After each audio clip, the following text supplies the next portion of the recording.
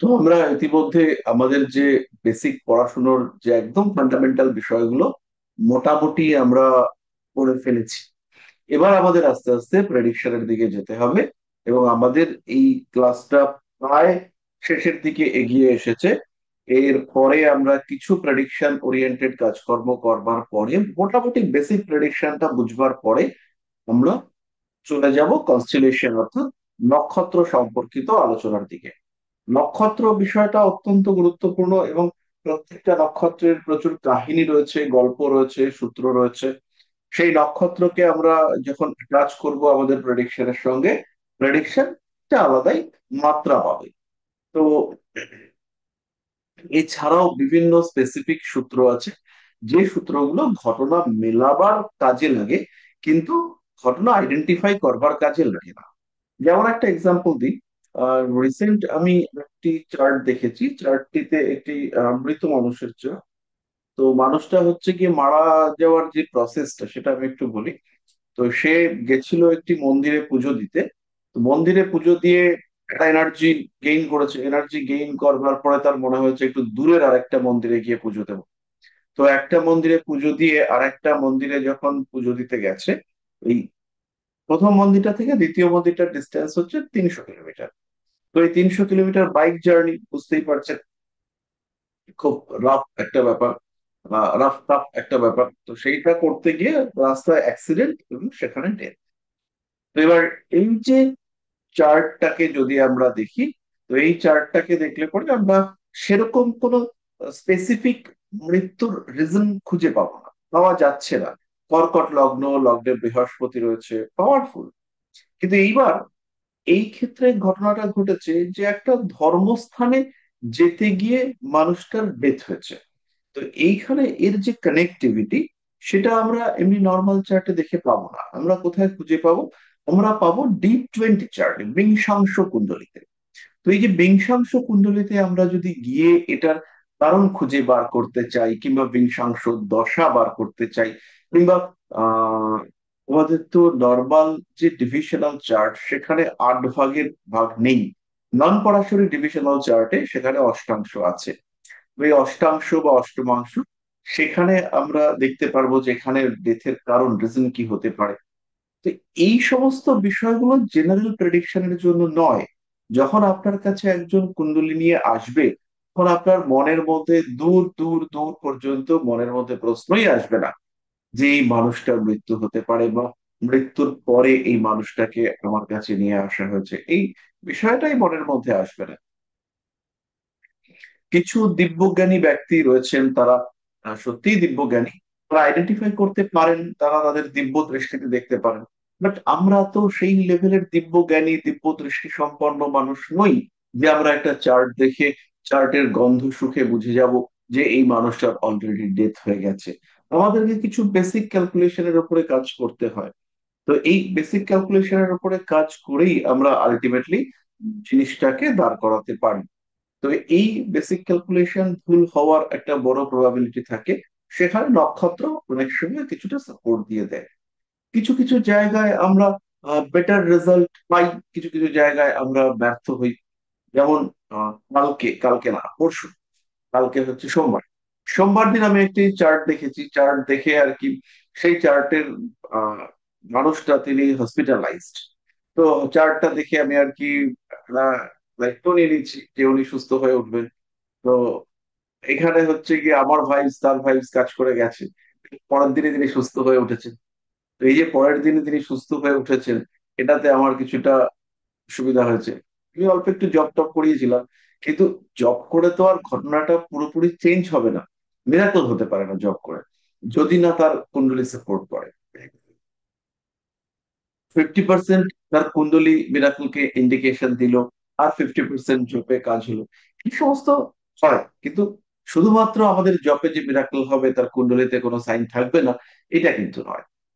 তো যাই হোক না কেন, আমরা আজকে আসবো একদম বেসিক প্রেডিকশন লেভেলের কাজ করা। আপনারা কম বেশি প্রায় প্রত্যেকেই প্রেডিকশন করতে শুরু করে দিয়েছেন। আর ইতিমধ্যে আমরা এজ বিষয়টাও বুঝতে পেরেছি যে কোন এজে কি টাইপের প্রেডিকশন করতে হয়, কোন এজে কি টাইপের ঘটনা ঘটে। অ্যাবনর্মাল ইনসিডেন্টস আমরা প্রেডিক্ট করতে যাব না, নর্মাল ইনসিডেন্টস এটাকে আমরা প্রেডিক্ট করব। এবং এর জন্য আমাদের রয়েছে বেসিক দুটো জিনিস, একটা হচ্ছে গ্রহ অবস্থান, আর একটা হচ্ছে দশা। তো এই গ্রহ অবস্থান এবং দশার উপরে বেস করে আমরা প্রেডিক্ট করবার চেষ্টা করব যে কোনো জন্ম। তো এই যে আইডেন্টিফাই করবার চেষ্টা যে এই মানুষটার ক্ষেত্রে কি ঘটতে পারে, এই মানুষটার জীবন কিভাবে চলবে, এই যে বিভিন্ন টাইপের বিভিন্ন এই পারপাসে আমরা কিছু স্পেসিফিক হরোস্কোপ দেখবার চেষ্টা করব। তো এই হরোস্কোপ গুলো দেখবার জন্য আমাদের আমরা সাপোর্ট নেব বিভিন্ন রকমের নোটেবল হরোস্কোপস বলে একটা বই আছে। আমি একটুখানি বইটা নিয়ে আসি, নিয়ে এসে আমরা কয়েকটি চার্ট আর কি বিশ্লেষণ করবার চেষ্টা করব।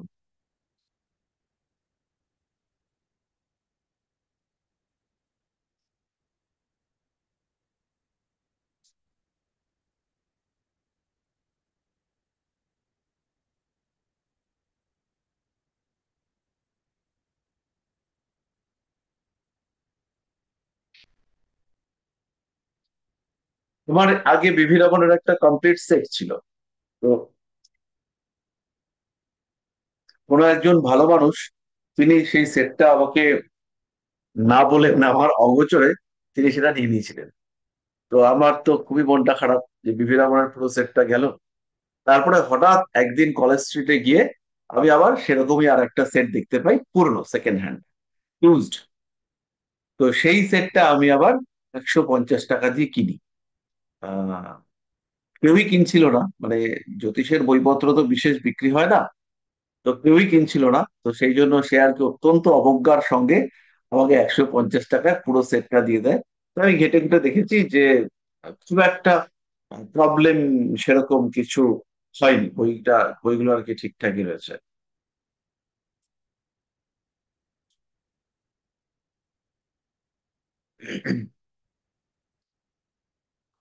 তো আমরা একটা করে চার্ট বার করার চেষ্টা করি।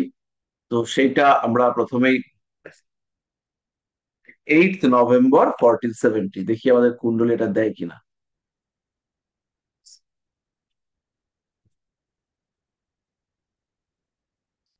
8 নভেম্বর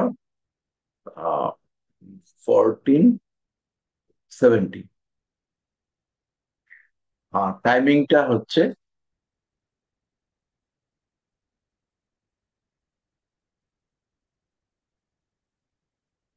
মোটামুটি মিডনাইট। এই চার্টটা হচ্ছে গুরু নানকের বার্থ চার্ট। টাইমটা হচ্ছে মিডনাইট, মিডনাইট মানে আমরা 11টা 59 নিলাম। আর প্লেস অফ বার্থ হচ্ছে,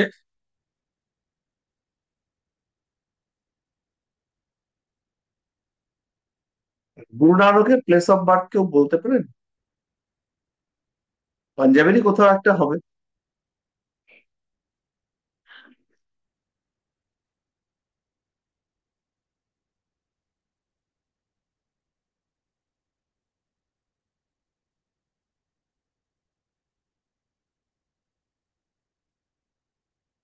হ্যাঁ, বইটা কার বই বললেন? এটা বার্থ হচ্ছে গুরু নানকের ডেট অফ বার্থ। স্যার তো লাহোরে আমরা রয়েছে। উত্তর ভারতের একটা জায়গা নিয়ে নিচ্ছি। আচ্ছা, আমাদের এখানে 1800 আগে আর কি দেখাবে না। আমরা একটু আর একটা চার্ট পেয়েছি, এটা বেশ ভালো চার্ট। সেটা হচ্ছে অরবিন্দ ঘোষ। এটা হচ্ছে 15ই আগস্ট 1872। অরবিন্দ ঘোষ 15ই আগস্ট 1872। তো এটা আমরা পেলাম। আর টাইম হচ্ছে 5টা 17 AM।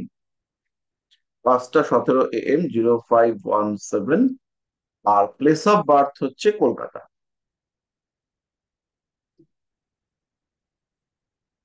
আমি এই চার্টটা শেয়ার করে দিই।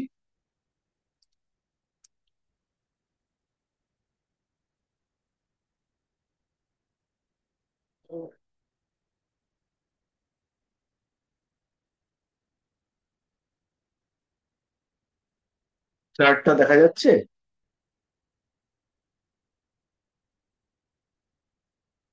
হ্যাঁ স্যার। তাহলে এখানে আমরা দুটো জিনিস দেখবো, একটা হচ্ছে বিপ্লবী হওয়া আর একটা হচ্ছে গিয়ে সাধু হওয়া। তাহলে বিপ্লবী হওয়ার জন্য অবশ্যই লগ্নে মঙ্গলের দরকার আছে, তো অবভিয়াসলি লগ্নে দশমপতি মঙ্গল লগ্নে বসে রয়েছে।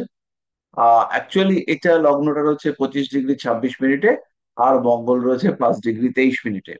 তাহলে এখানে হচ্ছে কি লগ্ন থেকে মঙ্গলের অনেকটা ডিস্টেন্স রয়েছে।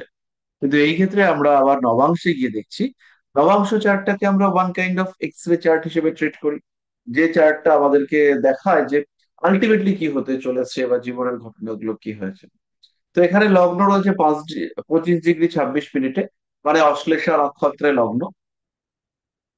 এবং অশ্লেষা নক্ষত্র এখানে ভীষণভাবে কার্যকরী হয়েছে। তিনি প্রচন্ড ভালো বক্তা ছিলেন, তার লেখনী ভীষণ ভালো ছিল, তার নলেজ লেভেল সেটা চরম লেভেলে ছিল, সেগুলো নিয়ে কোনো কথাই হবে না। এবার এখানে দেখুন লগ্নে বসে রয়েছে মঙ্গল। তাহলে এই যে লগ্নে মঙ্গল বসে রইলো, এটা কিন্তু তাকে একটা হিউজ প্রতিবাদী ক্যারেক্টারিস্টিক্স দিচ্ছে, প্রচন্ড প্রতিবাদী।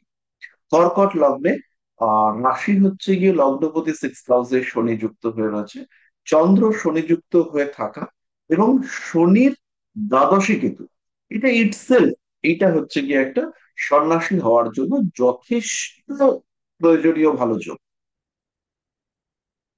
তাহলে উনি ওনার শেষ বয়সে বা একটা সার্টেন এজের পরে উনি সন্ন্যাসী হয়ে গিয়েছিলেন, এবং তারপরে উনি জায়গা ত্যাগ করে অন্য জায়গায় চলে গিয়েছিলেন। তো এই প্রত্যেকটা বিষয়ের সঙ্গে আমরা কানেক্টিভিটি খুঁজে বার করবার চেষ্টা করব। তো প্রথম লক্ষ্য করুন, লগ্নে রয়েছে মঙ্গল বৃহস্পতি ইউরেনাস। তাহলে মঙ্গল এককভাবে যে প্রতিবাদী মানসিকতা দিতে পারবে, সেখানে যখন ইউরেনাস অ্যাড হয়ে গেল, তখন সেই প্রতিবাদী মানসিকতাটা অনেকটা বেড়ে গেল। এবার ইউরেনাস বা মঙ্গল যদি এখানে না থেকে দ্বিতীয় থাকতো, তাহলে ওনার পরিবারের মানুষজনরা প্রতিবাদী হতেন, ওনার বাক্যের মধ্যে প্রচুর তেজ খুঁজে পাওয়া যেত। এবার উনি যে আধুনিকতা আধুনিক বিপ্লব, সেটাকে ফলো করবার চেষ্টা করেছিলেন। তো সেই বিষয়টা আমরা দেখতে পাবো যে এখানে অবশ্যই শনি বৃহস্পতি এদের মধ্যে কেউ না কেউ রেট্রোগ্রেশনে থাকবে। তখন আর কি আমাদের আধুনিক ভাবধারার প্রতি অ্যাট্রাকশন বাড়তে দেখতে পাওয়া যায়। আমরা পুরনোকেও রেসপেক্ট করি এবং তার সঙ্গে সঙ্গে আধুনিক বিষয়গুলোকে অ্যাকসেপ্ট করবার চেষ্টা করি। তো এখানে চন্দ্রটা রেট্রোগ্রেশনে রয়েছে, সরি, চন্দ্র বক্রী শনির সঙ্গে রয়েছে, শনিটা রেট্রোগ্রেড সিচুয়েশনে রয়েছে। তাহলে এই এই যে কম্বিনেশন, সেটা ইন্ডিকেট করছে যে উনি প্রতিবাদী একজন মানুষ। এবং ওনার যে স্পিচ, ওনার বক্তব্য, ওনার কথাবার্তা, সেইগুলোর মধ্যে যে ধার, তার যে তেজ, সেগুলো ওনাকে দিয়েছে রবি বুধ শুক্র। এই তিনটে গ্রহ একসঙ্গে যে ঘরেই থাকুক না কেন, এরা ক্রিয়েটিভিটিকে ইন্ডিকেট করে। তো যখন ওনার সেকেন্ড হাউসে রবি বুধ শুক্র অবস্থান করলো, এবং রবি এখানে সকেত্রী, বুধ সেও মোটামুটি বুধাদিত্য যোগ মতো একটা বানিয়ে বসে আছে, যদিও ডিস্টেন্স অনেকটাই বেশি, কিন্তু রবি শুক্রটা ক্লোজ হয়েছে। তো রবি শুক্র ক্লোজ হওয়ায় ওনার জাগতিক সুখ, বৈবাহিক সুখ ইত্যাদি থেকে উনি বঞ্চিত হয়েছে। কিন্তু চন্দ্র শনি এইটা ওনাকে একটা জায়গা দিয়েছে। এবার আমরা কয়েকটা যোগ দেখবো। প্রথম হচ্ছে প্রতিবাদী হওয়ার যোগ। দ্বিতীয় হচ্ছে গিয়ে উচ্চ বংশে জন্মগ্রহণ করবার যোগ। তাহলে উচ্চ বংশে জন্মগ্রহণ করবার জন্য নবম পতি বা নবম ভাব, এই এর সঙ্গে আর কি কোনো শুভ গ্রহদের সম্পর্ক প্রয়োজন রয়েছে। তো এই ক্ষেত্রে প্রথম দেখুন নবমপতি বৃহস্পতি, তিনি 21°5' রয়েছেন, আপনারা কি দেখতে পাচ্ছেন? না, আমি মনে হয় আমার আপনারা দেখতে পাচ্ছেন। এই যে বৃহস্পতি এখানে 21°35' বসে রয়েছে, আর রবি অবস্থান করে রয়েছে 0°19'। তারপরে রবি এবং বৃহস্পতির মধ্যে গ্যাপ মাত্র 10°। তাহলে রবির ক্লোজ অ্যাসোসিয়েশনে বৃহস্পতি রয়েছেন, যিনি কিনা নবমপতি। তাহলে নবমপতির সঙ্গে রবি বৃহস্পতি এদের যদি কানেক্টিভিটি থাকে, সেই ক্ষেত্রে সৎবংশজাত, উচ্চ বংশজাত হওয়ার সম্ভাবনা বাড়তে দেখতে পাওয়া যায়। ফার্স্ট কম্বিনেশন এটা আমাদের মিটলো, ওনার বংশ মর্যাদা যথেষ্টই উচ্চ ছিল। নেক্সট পয়েন্টে আমরা যেটা আসবো সেটা হচ্ছে উনি পড়াশোনায় খুব ভালো ছিলেন। তো পঞ্চম ভাবে কেতু থাকা সত্ত্বেও কি করে উনি পড়াশোনার ক্ষেত্রে এতটা ভালো হলেন? তার কারণ হচ্ছে কি আমরা খুঁজে বার করবো পঞ্চম পতি। পঞ্চম পতি লগ্নস্থ, এই যে লগ্ন, ভদ্রলোকের লগ্নে মঙ্গল এবং বৃহস্পতির যোগ হয়েছে। এই যে মঙ্গল এবং বৃহস্পতির যোগ, এটা হচ্ছে একাধিক রাজযোগ সৃষ্টি করেছে। প্রথম কি রাজযোগ? নিচ ভঙ্গ রাজযোগ। এটা কি? যদি দুটো গ্রহ, একটি নিচস্থ একটি উচ্চস্থ, একই ঘরে থাকে, সেই ক্ষেত্রে নিচভঙ্গ রাজযোগ হয়। যদি কোনো একটা ঘরে যে গ্রহ তুঙ্গ হবে, সেই ঘরের অধিপতি তিনি তুঙ্গ ক্ষেত্রস্থ হন। বা কোনো একটা গ্রহ যদি কোনো একটা ঘরে নিচস্থ হয়, যেমন এখানে মঙ্গল নিচস্থ হয়েছে, এই ঘরের অধিপতি চন্দ্র, তিনি যদি ক্ষেত্র উচ্চ ক্ষেত্র প্রাপ্ত হয়ে থাকেন, তাহলে খুব সহজভাবেই এই মানুষটার নিজভঙ্গ রাজযোগ সৃষ্টি হয়। এরপরে সেকেন্ড রাজযোগ হচ্ছে খুব নর্মাল রাজযোগ, যেটা আমাদের নবমপতি মঙ্গল বৃহস্পতি এবং দশমপতি মঙ্গলের জ্যোতির কারণে সৃষ্টি হয়েছে। নবমপতি বৃহস্পতি এবং দশমপতি মঙ্গল, তারা একত্রে যুক্ত হয়ে অবস্থান করে রয়েছে। বৃহস্পতির দৃষ্টি কেতুর উপরে পড়েছে, আপনারা দেখতেই পাচ্ছেন।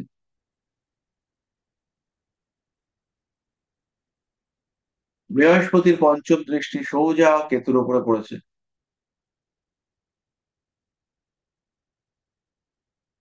তাহলে বৃহস্পতির দৃষ্টি এই যে কেতুর উপরে পড়লো, সেই ক্ষেত্রে আরো জানবো আরো জানবো আরো জানবো, হাইলি অ্যাক্টিভ সাবকনশিয়াস মাইন্ড সেটা এই মানুষটার ক্ষেত্রে তৈরি হলো। এবং উনি অন্যান্য সমস্ত বিষয়ের পরিবর্তে স্পিরিচুয়ালিজমকে নিজের লক্ষ্য যাত্রা পথের ক্ষেত্র হিসেবে ট্রিট করে ফেললেন। চন্দ্রের পঞ্চমে অবস্থান করে রয়েছে নেপচুন এবং প্লুটো। এটা কিন্তু অবশ্যই একটা যথেষ্ট কম্বিনেশন আধ্যাত্মিক মার্গে গমনের। চন্দ্রের পঞ্চমে নেপচুন এবং প্লুটো, এদের এই কম্বিনেশনটাই আধ্যাত্মিক আসক্তি দেওয়ার চেষ্টা করবে।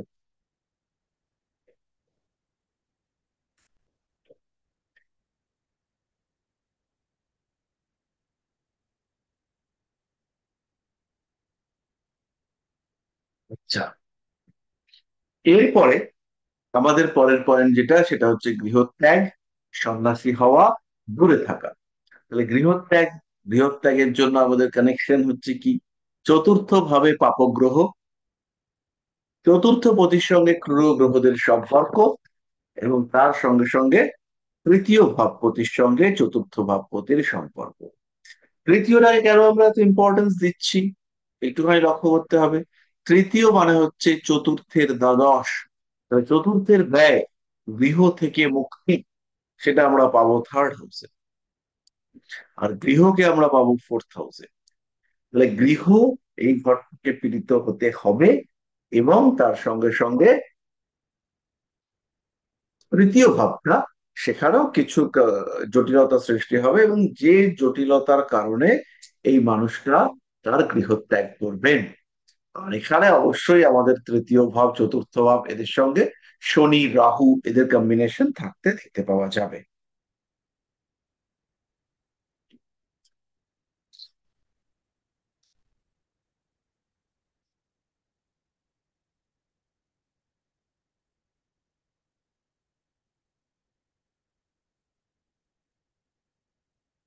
তাহলে প্রথম কম্বিনেশন গৃহত্যাগ করবার জন্য, তৃতীয় পতি চতুর্থ পতির সম্পর্ক, বুধ আর শুক্র কম্বিনেশন, তবে সেই কম্বিনেশনের সঙ্গে যুক্ত হয়েছে রবি। ফলে এখানে কিন্তু গৃহ থাকা, গৃহপ্রাপ্তি এটা মুশকিল হচ্ছে। নবাংশ কুণ্ডলী দেখুন, যারা মোবাইলে দেখছেন তাদের জন্য একটু অসুবিধা হবে, কিন্তু আমি এখন ওই লেখাগুলোকে কালো করে উঠতে পারিনি। ওই লেখাগুলোকে কালো করে দিলে পরেই আপনাদের কাছে প্রমিনেন্ট হয়ে যাবে।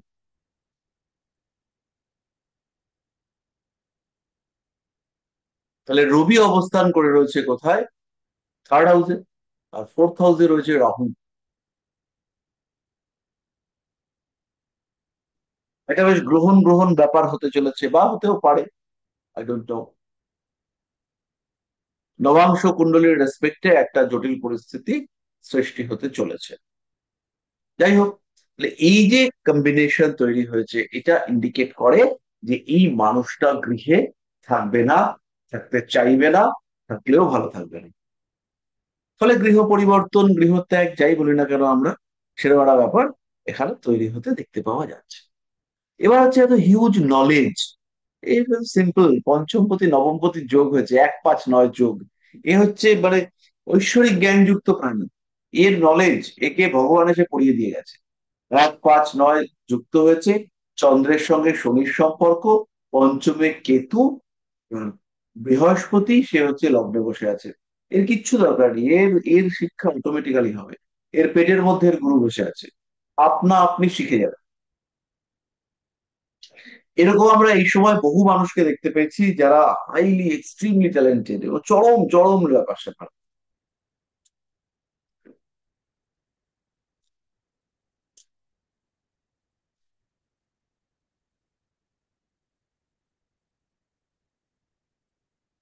তাহলে এই পার্টটা আমরা বুঝতে পারলাম। আহ এবার একটা জিনিস বলুন, এই চার্টটা নিয়ে, এই চার্টটা আপনারা দেখলেন, ডেট অফ বার্থ হচ্ছে 1872, টাইম হচ্ছে 5টা 17 AM, প্লেস অফ বার্থ হচ্ছে কলকাতা। এবার এই চার্টটা নিয়ে যদি আপনাদের কোনো প্রশ্ন থাকে তাহলে আমাকে সেটা একটু জানান।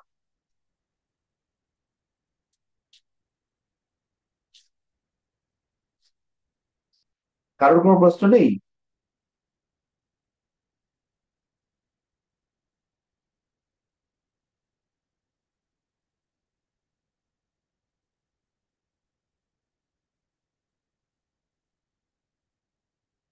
No issue? কারোর কোনো সমস্যা নেই? এত স্যার আমার সাংঘাতিক একটা কোশ্চেন আছে। হ্যাঁ,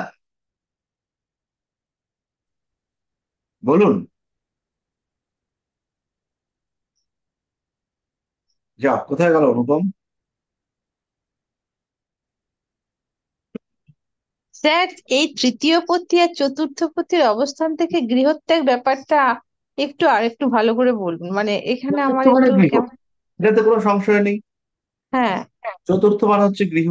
তাহলে চতুর্থে পাপগ্রহের একটা দৃষ্টি, পাপগ্রহের একটা সম্পর্ক, এটা হচ্ছে গিয়ে বিবাহ, গৃহ সুখের হানিকারক। তাহলে গৃহ সুখের হানিকারক হলেই তো সে গৃহত্যাগ করবে না, করতে পারে না। তাহলে গৃহ সুখের হানিকারক মানে ব্যাপারটা কত দূর অব্দি যেতে পারে। এবার তৃতীয় হচ্ছে গৃহের ব্যয়। তাহলে তৃতীয়, নবম এই সমস্ত ঘর যদি কানেক্টেড না হয়, সেই ক্ষেত্রে আমরা দেখতে পাই যে গৃহত্যাগ করার ইচ্ছা তো ছিল কিন্তু ঠিক করে উঠতে পারলো না। মানে বাড়ি, উনি এক ভদ্রমহিলা এসেছিলেন দেখাতে, দেখাই বললাম আপনি সুইসাইডাল? বললো না না, আমি সুইসাইডাল নয়, আমি চেষ্টা করেছি কিন্তু আমি মরিনি। এইরকম আর কি। স্যার, মানে একটা প্রশ্ন ছিল। হ্যাঁ বলুন। স্যার, ঋষি অরবিন্দের যে রাজশক্তির সঙ্গে একটা বিরোধ হয়েছিল, এবং সেখানে মানে উনি অ্যাকিউজড হয়েছিলেন, বা ওনাকে যে আহ মানে কারাদণ্ড। একদম মামলা মকদ্দমা, একদম মানে চরম একটা পানিশমেন্টের জায়গায় উনি চলে গেলেন। বাট সিআর দাস মানে আরেকজন মনীষীর ওনাকে বাঁচান। সংস্পর্শে হ্যাঁ স্যার, এই জিনিসটা তো ওনার লাইফের সব থেকে বড় চেঞ্জ। হ্যাঁ, মানে গ্রেট। বিপ্লবী থেকে উনি এইটা আমরা খুঁজে সন্ন্যাসী বার হলেন। করবার চেষ্টা করি। হ্যাঁ স্যার। তাহলে হচ্ছে কি, প্রথমে আমাদের খুঁজে বার করতে হবে রাজশক্তির সঙ্গে যুদ্ধ। তাহলে এই ক্ষেত্রে রাজশক্তি হিসেবে আমরা রবিকে ট্রিট করি। মানে এইবার এই যে সিচুয়েশনটাতে আমরা এলাম, এখানে কিন্তু আমাদের আহ আর একটু বৃদ্ধে যেতে হবে, আদারওয়াইজ আমাদের পক্ষে বার করাটা মুশকিল। তাহলে ওনার লগ্ন রয়েছে 25°26'। এটা হচ্ছে আহ অশ্লেষা নক্ষত্র। আর এদিকে রবিটা রয়েছে মঘা নক্ষত্রের। তাহলে এই যে মঘা নক্ষত্রের প্রথম চরণের রবির অবস্থান, রবি কিন্তু এখানে প্রকৃত অর্থেই রাজশক্তিকে ইন্ডিকেট করছে। এবং রাজশক্তির রেসপেক্টে উনি রয়েছেন 12th হাউসে। এই ক্ষেত্রে কিন্তু উনি শক্তির ক্ষেত্রে একটা অ্যান্টি হিসেবে কাজ করছে, মানে এগেনস্ট হিসেবে ওনার ওনার এটা অস্তিত্ব কাজ করছে। এরপরে ওনার ক্ষেত্রে ওনার রেসপেক্টে ওনার টাইমে যদি আমরা রাজশক্তিকে দেখি, তাহলে সেটা হবে মঙ্গল। তাহলে মঙ্গল অবস্থান করে রয়েছে কোথায়? 5°23'। এবং এইটা হচ্ছে শনি নক্ষত্রে। শনি ওনার জন্য প্রবল মারক গ্রহ, এবং শনি অবস্থান করে রয়েছেন 6,000। তাহলে এই জায়গাটা আরেকবার একটু বুঝুন। মঙ্গল অবস্থান করে রয়েছে 5°23', অর্থাৎ শনির নক্ষত্রে। শনি সপ্তমপতি অষ্টমপতি, এবং অবস্থান করে রয়েছেন কোথায়? 6,000। এবং শনির সঙ্গে চন্দ্রেরও একটা অ্যাটাচমেন্ট হয়েছে, যদিও এই অ্যাটাচমেন্ট খুব বেশি পজিটিভ নয়। তাহলে এই যে জায়গাটা, এই ক্ষেত্র বা এই অবস্থায় দাঁড়িয়ে আমরা বলতে পারি যে দশম ভাব যাকে নির্দেশ করছে, দশম ভাবের সঙ্গে ওনার একটা প্রবল শত্রুতা দেখতে পাওয়া যাবে, প্রবল অশান্তি, প্রবল ঝামেলা ইত্যাদি দেখতে পাওয়া যায়। তাহলে এইটা হচ্ছে গিয়ে রাজশক্তির সঙ্গে একটা ঝামেলার ইন্ডিকেশন, এটা আমরা পেলাম। কিন্তু এটা আমরা পাবো না যে ওখানে একদম কিরকম কি ঘটেছে প্রত্যেক দিনের দৈনন্দিন ঘটনা, সেটা আমরা খুঁজে বার করতে পারবো। সেকেন্ড পার্টটা আমাদের ক্ষেত্রে, সেকেন্ড পার্ট, ফার্স্ট পার্ট আমাদের ক্ষেত্রে হলো, এবার উনি ধরা পড়লেন, মামলা মোকদ্দমা হলো, আলিপুর বোমার মামলা। তাহলে এই যে বোমা, বোমা মানে হচ্ছে ফায়ার, বারুদ। তাহলে এই যে আলিপুর বোমার মামলায় উনি অ্যাকিউজড হলেন,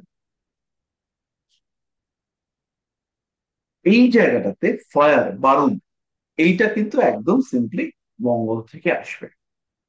এটা আমরা দেখতেই পাচ্ছি যে ওনার মঙ্গল লগ্নে বসে রয়েছে, নিচস্থ মঙ্গল। কেমন মঙ্গল? জলরাশিতে রয়েছে। সেই মঙ্গলের নক্ষত্র অধিপতি 6th হাউসে অগ্নিদত্তে রয়েছে। ফলে এখানে আমরা বারুদের সঙ্গে ব্যাপারটাকে রিলেট করতে পারছি, পারছি তো? আশা করি পারছি। এইবার এখান থেকে মামলা মোকদ্দমা, অশান্তি, ঝামেলা, এবং আহ খুব বাজে টাইপের শাস্তি। তাহলে এই ক্ষেত্রে শাস্তি, বাজে টাইপের ব্যাপার স্যাপার, এই ক্ষেত্রে দশম ভাবের সঙ্গে দ্বাদশ ভাবের কানেকশনটা ভীষণ জরুরি। তাহলে দ্বাদশ ভাবের কানেকশন খুঁজে বার করতে গেলে আমাকে যেতে হবে ভাবচলিত কুণ্ডলিতে। তাহলে দশমপতি যদি রাহু দৃষ্ট হয়ে দ্বাদশে থাকে, তাহলে রাজদ্রোহের অভিযোগ একে ফেস করতে হতেই পারে, এবং তার সঙ্গে সঙ্গে এর কোন রকম মামলা মোকদ্দমা ঝামেলা এটাও হতে পারে। তাহলে 12 নম্বর ঘর আমরা জন্ম কুণ্ডলিতে দেখতে পাচ্ছি ফাঁকা আছে, কিন্তু যদি আমরা ভাব কুণ্ডলিতে চলে যাই, এই কুণ্ডলিটাতে কোথায় গেল?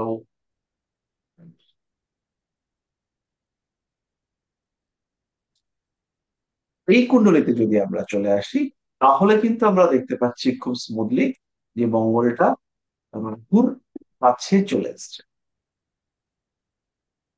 মঙ্গলটা রাহুর কাছে চলে এসছে।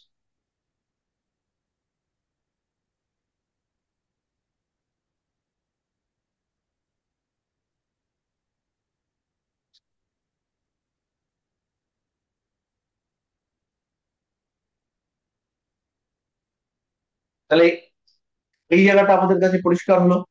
তাহলে আমরা যদি এই চার্টটাকে একটুখানি দেখি, তাহলে আমরা দেখতে পাচ্ছি একাদশে রাহু, দশমপতি মঙ্গল দ্বাদশে বসে দৃষ্টি দিচ্ছে কোথায়? সপ্তমপতি অষ্টমপতি শনির ওপরে, এবং ষষ্ঠ ভাবের উপরে। ফলে এই চার্টের ক্ষেত্রে, এই মানুষটার ক্ষেত্রে অ্যাকিউজড হওয়া, এটাতে কোনো রকম কোনো সমস্যা, কোনো রকম কোনো চিন্তার বিষয় নেই। এই মানুষটা অ্যাকিউজড হতেই পারে, বা অ্যাকিউজড হওয়ার যথেষ্ট যথেষ্ট কানেক্টিভিটি রয়েছে। তাহলে এই পার্টটা আমাদের ক্ষেত্রে ক্লিয়ার হলো। এরপর এরপরে আমাদের হচ্ছে গিয়ে একজন মানুষ, তিনি ওনাকে, তিনি কিরকম মানুষ? তিনি হচ্ছেন চিত্তরঞ্জন দাস, সিআর দাস, উনি তাকে মেচালে হচ্ছে ওনাকে ওই পন্ডিচেরিতে পাঠিয়ে দেওয়া হয়। তাহলে এইবার এই যে একজন বন্ধু তুল্য মানুষ, একজন ওয়েল উইশার, তাহলে এই ওয়েল উইশার কোত্থেকে আসবে? ওয়েল উইশার আসবে আমাদের 4th হাউস থেকে। তাহলে 4th হাউস থেকে আসা একজন ওয়েল উইশার, তিনি বাঁচালেন, মানে তাকে মোটামুটি জীবন একটা টার্নিং এনে দিলেন, এরকম অনেক কিছু না। তাহলে ওয়েল উইশার তিনি কোথায় বসে রয়েছেন? তিনি বসে রয়েছেন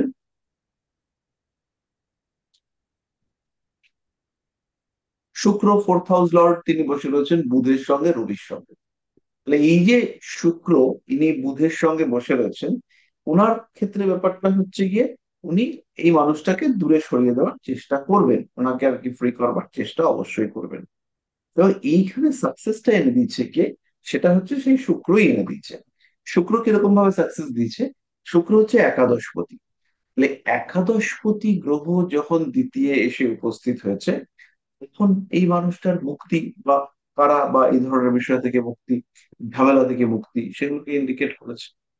আর তাছাড়া হচ্ছে গিয়ে রবি অবস্থান করে রয়েছে দ্বিতীয় ভাবে, শুক্র সেও দ্বিতীয় ভাবে, বুধ সেও দ্বিতীয় ভাবে। এই মানুষ যে চট করে একটা ভয়ঙ্কর কিছু হবে, জীবনটা আনপ্ল্যান্ড হয়ে যাবে, ছিন্ন ভিন্ন ছত্রখান হয়ে যাবে, সেরকমের ক্ষেত্রে কিন্তু হলো না। এই মানুষটা কোনো না কোনো ভাবে নিজেকে মুক্ত করতে সক্ষম হলেন, এবং সক্ষম হওয়ার সঙ্গে সঙ্গে তিনি কিন্তু অন্যত্র প্রস্থান করলেন।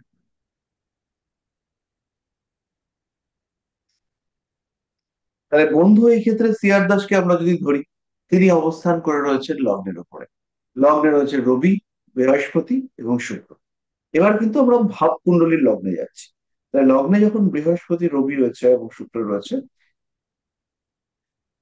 সেই ক্ষেত্রে অবশ্যই এই মানুষটা, তিনি কিন্তু বাইরের কারোর এক্সটার্নাল এফোর্ট বা এক্সটার্নাল হেল্প সেটা প্রাপ্ত হবেন, এবং সেটা খুব সহজেই তিনি ইউটিলাইজ করতে পারবেন। মৈত্রী ক্লিয়ার হচ্ছে? হ্যাঁ স্যার।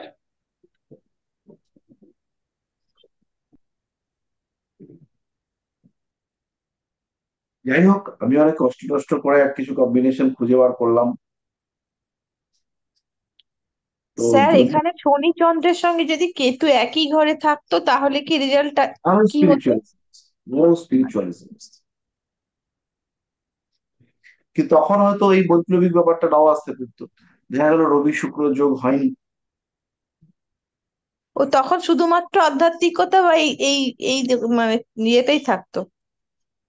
বেসিক্যালি কি থাকতো, কতটা থাকতো, সেটা তো আমরা আইডেন্টিফাই করতে পারছি না, কারণ আমাদের কাছে তো চার্ট নেই। যে মানুষটার চার্ট আমরা দেখছি, আমি ভাবছি শনিতে থাকলে কি হতো, কিন্তু শনি তো যেতে যেতে আরো হচ্ছে কি বাকি গ্রহগুলো অনেকটা দূরে সরে যাবে। ধরুন এখন শনি রয়েছে হচ্ছে গিয়ে উম এই মানুষটার যখন জন্ম হয়েছে তখন শনির অবস্থান, সেটা হচ্ছে বিদেশ যাত্রা, বিলাসবহুল যাত্রা, এই টাইপের যে ব্যাপার স্যাপারগুলো, সেই সমস্ত ক্ষেত্রে হচ্ছে গিয়ে কাজ করবে। এবার যদি শনিটা সরে গিয়ে 8 হাউসে চলে যেত, তখন তার রেজাল্ট আর একরকম হতো।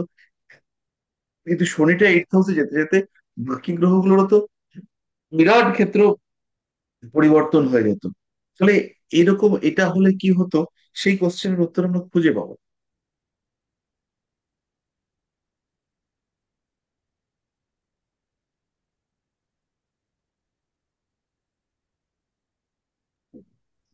স্যার, এই যে প্রেডিকশন গুলো হলো, স্যার সেই সময় যে দশাগুলো বা অন্তর্দশা ছিল তারও তো নিশ্চয়ই কিছু এফেক্ট ছিল। তা সেই টাইমিংটা তো আপনি এক্স্যাক্টলি বুঝতে পারবেন না। তো এখানে ওই সময়টা সম্ভবত মঙ্গলের দশা বা রাহুর দশা এগুলোই ওনার ক্ষেত্রে পাস করেছিল, বা রবির দশাও চলতে পারে, কিন্তু চন্দ্রের দশা কখনোই নয়। রবির দশাতে এই ঘটনাটা ঘটতে পারে ওর সাথে, যে একদম কিছু বিগ ইভেন্টের তিনি ইয়ে হয়ে রইলেন।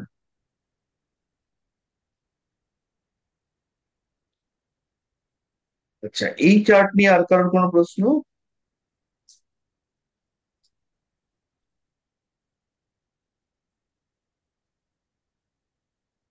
এই স্যার, চার্ট নিয়ে ইভেন বলছিলেন স্যার, বলছি স্যার ওই দশাতে রাহুর দশাতে কোনো কিছু ঘটনা ঘটেছিল কি, তাই জিজ্ঞেস করছি। না, সে তো আমার কাছে তথ্য নেই, আমি তো বই দেখলাম। আরো ডিটেলে জানতে গেলে আরো বেশি চর্চা করতে হবে, কিন্তু সেই চর্চা করার সময় এবং সুবিধা কোনোটাই আমার কাছে নেই। স্যার। স্যার একটা কথা বলবো? হ্যাঁ, নিশ্চয়ই। স্যার, আমি একটা বইতে পড়েছিলাম ঋষি অরবিন্দ তার জীবনে নাকি ব্রহ্ম দর্শনের মতো 3বার অভিজ্ঞতা পেয়েছিলেন। সেরকম কোনো যোগ কি এই ছকে রয়েছে? হ্যাঁ, অবশ্যই রয়েছে। এইটাকে আমরা একটুখানি ভালো করে দেখি। এটা আমরা প্রথম দেখবো যেটা, সেটা হচ্ছে কেতু। এই টাইপের ব্রহ্ম দর্শন, ইষ্ট দর্শন, মানে এই টাইপের যে ব্যাপারগুলো, যেখানে আর কি মানুষের সঙ্গে একটা আলাদা ডাইমেনশনে থাকা মানুষজনের কমিউনিকেশন হয়ে যায়, সেই রকম যে জায়গা, সেই জায়গাটা এখানে আসছে পঞ্চমে কেতু থেকে, আর চন্দ্র শনিযুক্ত থাকার কারণে। এবার আচ্ছা। কোনো কিছুর এক্সট্রিম জায়গাতে যাওয়া, সেটা কিন্তু এখানে রাহু ইন্ডিকেট করবে, এবং উনি যে সাধন মার্গের একটা চরম জায়গায় গিয়েছিলেন, তার ইন্ডিকেশন কিন্তু আমরা ওই চন্দ্র শনি পঞ্চমে কেতু এখান থেকে পাবো। আর এই একই কম্বিনেশন, একই যোগাযোগ, একই সম্পর্ক, সেটা আমাদের নবাংশ থেকেও পেতে হবে। না হলে কিন্তু সেই লেভেলের সাধু হওয়া বা ব্রহ্ম দর্শনের মতন যে লেভেল, এবার কি পেয়েছিলেন উনিই জানেন। এগুলো তো প্রেম হওয়ার মতন, যার হয় সে বুঝতে পারে যে আমার প্রেম হয়েছে, বাকিরা ভাবে এই বাবা কার সাথে কি প্রেম করছে, এই সমস্ত নানান রকম কন্ট্রোভার্সি। তাহলে এর ইন্ডিকেশন আমরা নবাংশ কুণ্ডলিতে পাবো। তাহলে আমাদের 6, 8, 12 এই ঘরগুলোকে স্পেশালি চার্জড হতে হবে। তাহলে ষষ্ঠপতি চন্দ্র, সে তুঙ্গ হয়ে রয়েছে। অষ্টমপতি, তিনি হচ্ছেন বুধ, তিনি শনি এবং কেতু যুক্ত হয়ে রয়েছে। আর দ্বাদশপতি, তিনি হচ্ছেন শনি, তিনি এদিকে বুধ এবং কেতু যুক্ত হয়ে রয়েছেন। এই কুণ্ডলীটার মধ্যে বর্গোত্তম গ্রহ হচ্ছে কেতু। তাহলে কেতু বর্গোত্তম হওয়া মানেই হলো এর মধ্যে স্পিরিচুয়াল অ্যাটাচমেন্ট আসছে। স্যার একটা কথা বলবো। হুম। বলছি যে ঋষি অরবিন্দের এই যে ও একজন বললেন না যে ওনার ব্রহ্ম দর্শন লাভ হয়েছিল, সেটা হ্যাঁ। জেলে থাকাকালীনই ওনার ভেতরে বলা হয় যে কৃষ্ণ 3বার প্রবেশ করেছিলেন ওনার শরীরে। এবং এটা আমি বইতে পড়েছিলাম, উনি যখন জেলে বন্দি ছিলেন আলিপুর জেলে, ওনার জেলের গড়াত, জেলের দেওয়াল সবকিছু কৃষ্ণময় উনি তখন নাকি দেখতেন। এবং সিআর দাস ছাড়া ওনাকে বাঁচানো সম্ভবপর ছিল না, কারণ উনি কোনো কথা বলতে পারতেন না সেই সময়। তো এই ধরনের ছোট ছোট ডিটেলিং গুলো কি করে বুঝবো স্যার? এই ডিটেলিং গুলো আপনি বুঝতে পারেন, ওনার মধ্যে স্পিরিচুয়াল অ্যাটাচমেন্ট আছে। কিন্তু উনি যে কৃষ্ণকেই দেখতেন, কালীকে দেখতেন না, তা কিন্তু ইয়ে হবে না। বা আচ্ছা। উনি খ্রিস্টকেও দেখতে পারেন। স্পিরিচুয়ালিজম আর তার সঙ্গে হচ্ছে গিয়ে আহ কালী বা আহ, শিব বা কৃষ্ণ বা ব্রহ্মা বা বিষ্ণু, এদের সঙ্গে ডিরেক্ট কোনো সম্পর্ক নেই। স্পিরিচুয়ালিজম একটা আলাদাই ব্যাপার। এবার উনি ওনার পছন্দ মতো লোককে দেখেছেন, ওনার যাকে পছন্দ হয়েছে উনি তাকে দেখেছেন। আপনি এবার কি করে আইডেন্টিফাই করবেন? আচ্ছা। আপনি ভাবতে পারেন যে এটা পুরুষ দেবতা, আপনি ভাবতে পারেন এটা হচ্ছে একজন মহিলা দেবতা, এইটাকে আমরা আইডেন্টিফাই করতে পারি। কিন্তু সেটাও আমাদের যে সবসময় ম্যাচ করে, সেটাও আমাদের যে সবসময় ঠিকঠাক হয়, তা কিন্তু একেবারেই নয়। বহু সময় আমরা দেখেছি যে এই পুরুষ দেবতার উপাসক আমরা কাউকে ভাবলাম, কিন্তু তিনি বেরিয়ে এলেন মহিলা দেবতার উপাসক। আচ্ছা। আচ্ছা আচ্ছা। ঠিক স্যার, আছে। আহ, হ্যাঁ, বলুন। স্যার একটা কথা জিজ্ঞেস করছি। হ্যাঁ, বলুন না। হ্যাঁ স্যার, বলছি যে ঋষি অরবিন্দ যখন পন্ডিচেরি গেলেন, তখন উনি হচ্ছে যে ওনার অনেক শিষ্য বা ওনার অনেক ফলোয়ার্স হলো, এবং তার মধ্যে শ্রী শ্রী মা, যিনি ফ্রান্স থেকে এসেছিলেন, হুম। তিনি একজন, মানে ওনারা দুজনে তারপরে ওই পন্ডিচেরিতে ওই আশ্রমটা প্রতিষ্ঠা করেন। এবং ওটা আবার একটা অর্গানাইজেশন, অনেক সোশ্যাল ওয়ার্ক ইত্যাদি করে, বা মানে রিলিজিয়াস ব্যাপার স্যাপার সেগুলোকে আরো প্রচার করা, বিশেষ করে পাশ্চাত্যে। হ্যাঁ। স্যার, এই ধরনের একজন সাধক থেকে আবার একজন অ্যাডমিনিস্ট্রেশন বা একটা ইনস্টিটিউশনাল হেড, মানে একটা কি বলবো, এই দর্শনটাকে যে উনি বাইরে প্রচার করেছিলেন, বা এইরকম একটা যোগটা কি থেকে পাওয়া যায়? তাহলে এটা হচ্ছে কি দ্বাদশপতির সঙ্গে ওনার আইডিওলজি, অর্থাৎ ওনার 11th এর কানেকশন হবে, এবং সেটার সঙ্গে গেইনের রিলেশনশিপ হবে। গেইন মানে আমাদের সেকেন্ড হাউস। তো গেইন, এখানে দেখুন দ্বাদশপতি একাদশপতি হয়ে অভিযুক্ত হয়ে বসে আছে। এবার এটা ওনাকে সাপোর্ট করছে। কিন্তু ঘটনাটা হচ্ছে এই যে, আর এখানে পঞ্চমের কানেকশন চাই। পঞ্চমপতি মঙ্গল, তাকে ছাড়া কিন্তু আমরা ভাবতে পারবো না। পঞ্চমপতি তিনি কিন্তু দ্বাদশে চলে গেছেন ভাবচক্রে। এবার ভাবচক্র আমি বহুবার আপনাদেরকে বুঝিয়েছি যে যেটা আলটিমেটলি একটা প্রপার ইন্ডিকেশনের দিকে আমাদেরকে নিয়ে যায়। তো সেই ভাবচক্রে হচ্ছে কি মঙ্গল কিন্তু দ্বাদশে গেছে। তাহলে পঞ্চমপতি দ্বাদশে এসছে, চারটার মধ্যে রবি সক্ষেত্রী। ফলে এই কম্বিনেশন গুলো ওনার ওই বিদেশের যাতায়াত বা যোগাযোগ, এগুলোকে ব্যাকআপ দিচ্ছে। আর কোনো প্রশ্ন?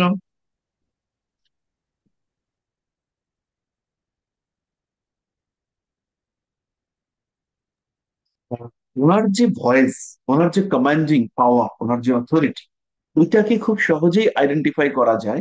সেটা হচ্ছে গিয়ে আহ ইয়ে থেকে, ওনার সেকেন্ড হাউসটা থেকে। যে ওনার কথা মানুষ শুনবে, ওনার কথাটাই একটা জায়গায় গিয়ে দাঁড়াবে, এবং ওনার কথার মধ্যে যে পাওয়ার আছে, ওনার কথার মধ্যে যে পিউরিটি রয়েছে, ওনার কথার মধ্যে যে নিখুঁত একটা ব্যাপার রয়েছে, সেটা ইন্ডিকেট করে রবি শুক্র কম্বিনেশন। আর বুধ, বুধ তো লাগবেই। এই ধরনের স্পিরিচুয়াল স্পিকার বলুন বা হচ্ছে গিয়ে অ্যাডমিনিস্ট্রেটর বলুন, এদের প্রত্যেকের ক্ষেত্রে বুধের দরকার আছে। বুধ ছাড়া কিন্তু হবে না। আমরা যদি নরেন্দ্র মোদীর চার্ট দেখি, তাহলে সেখানেও দেখবো যে বুধ কত স্ট্রং হয়ে আছে। এই যে উনি সুন্দর করে বলেন দিদি করে। তো এই যে বলা, বলা এবং বেশ ভালোভাবে বলা, হাসি হাসি কথা বলছি কিন্তু অথচ আমার বক্তব্য, আমার থটস, সেগুলো হচ্ছে গিয়ে মানুষের, আমার আইডিওলজি সেগুলো হিট করছে মানুষকে। এই ব্যাপারটা হচ্ছে কি, বুধ ছাড়া, বুধ শুক্র এদেরকে ছাড়া হবে না। আর এই মানুষটার ক্ষেত্রে আপনি যে বৃহস্পতিকে দেখছেন তুঙ্গ হয়ে রয়েছে, এই বৃহস্পতির তুঙ্গ অবস্থা, এটা কিন্তু এই মোদি বা এই টাইপের লোকেদের চার্টে আপনি পাবেন না। আচ্ছা, এরপরে আমরা আরেকটাতে কি যাব?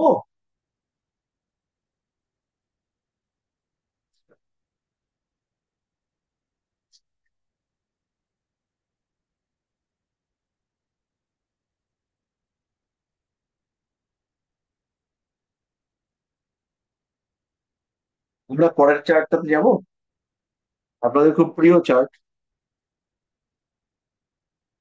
হবে পরেরটা। হ্যাঁ স্যার, হ্যাঁ স্যার। তাহলে আমরা পরের চার্টটাতে যাচ্ছি।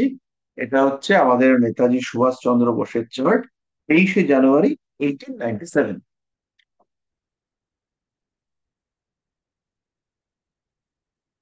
23শে জানুয়ারি 1897। টাইম পারফেক্ট জানা নেই, দুপুরের দিকে জন্ম। আর প্লেস অফ বার্থ হচ্ছে কলকাতা।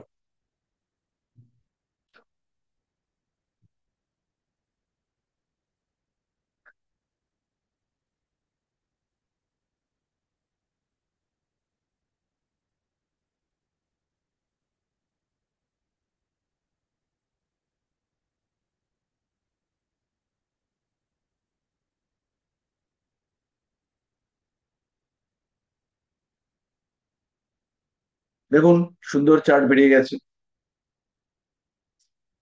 ছোট্ট খাট্ট মানুষটার চার্ট।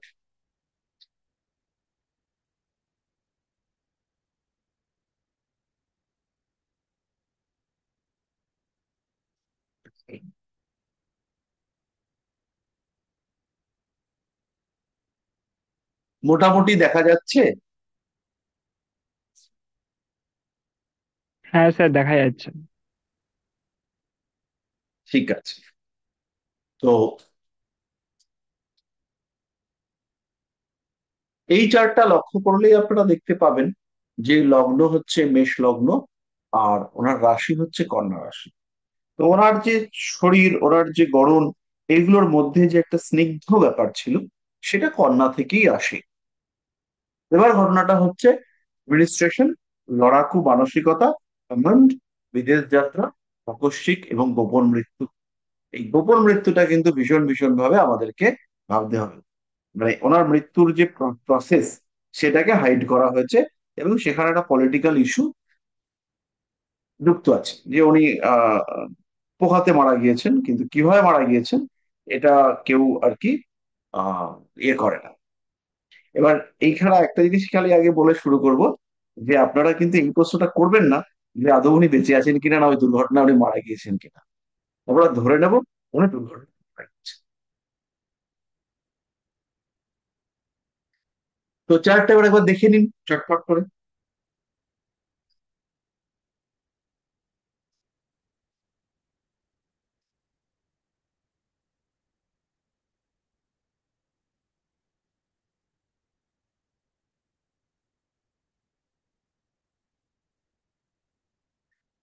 তবে দেখুন, আমাদের একদম ছোট্টবেলা থেকে আমরা দেখবো যে উনি পড়াশোনায় ভীষণ ভালো ছিলেন।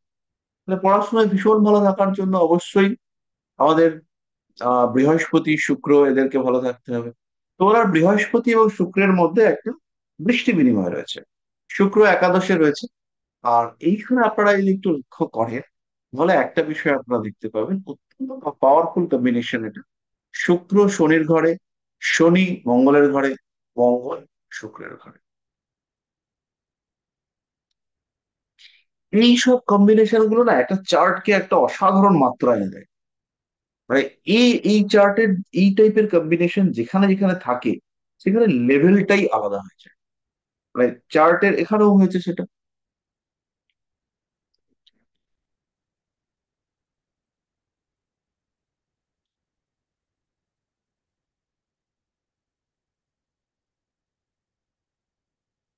তাহলে এইবার হচ্ছে গিয়ে উম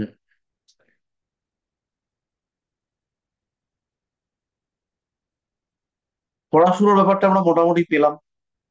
এবার আমাদেরকে খুঁজে বার করবার চেষ্টা করতে হবে যেটা, সেটা হচ্ছে এই মানুষটার মধ্যে আর্মি মেন্টালিটি সেটা কিভাবে এলো।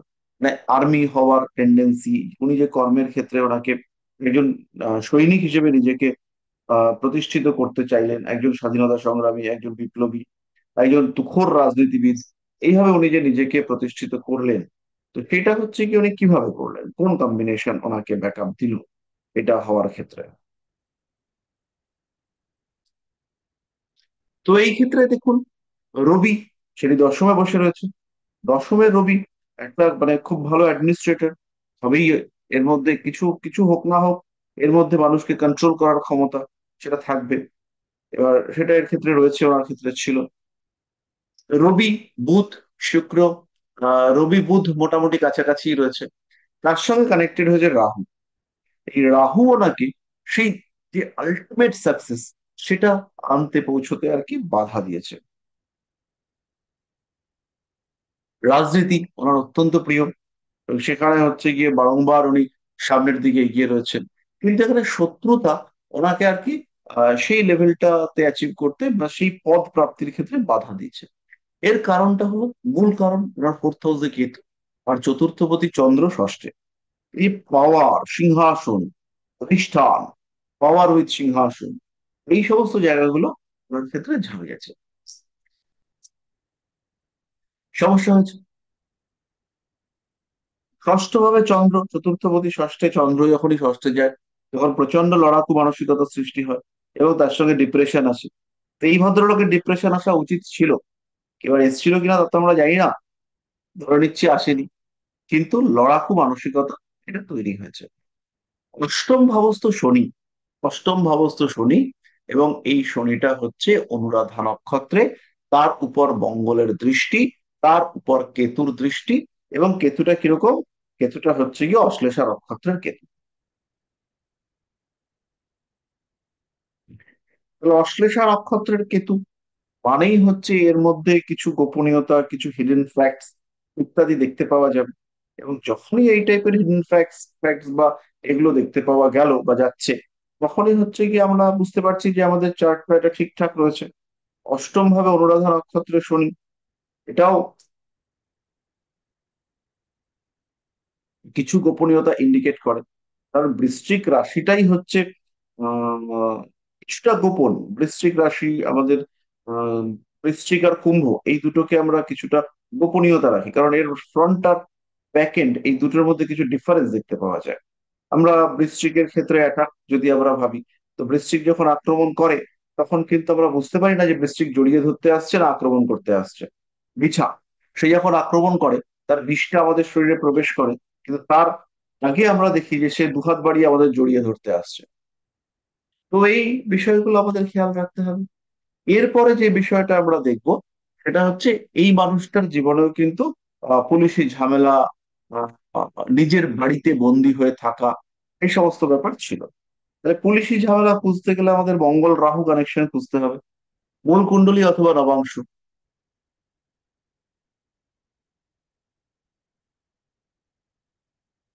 তাহলে মঙ্গল রাহু কানেকশন আপনারা আশা করি পেয়েছেন।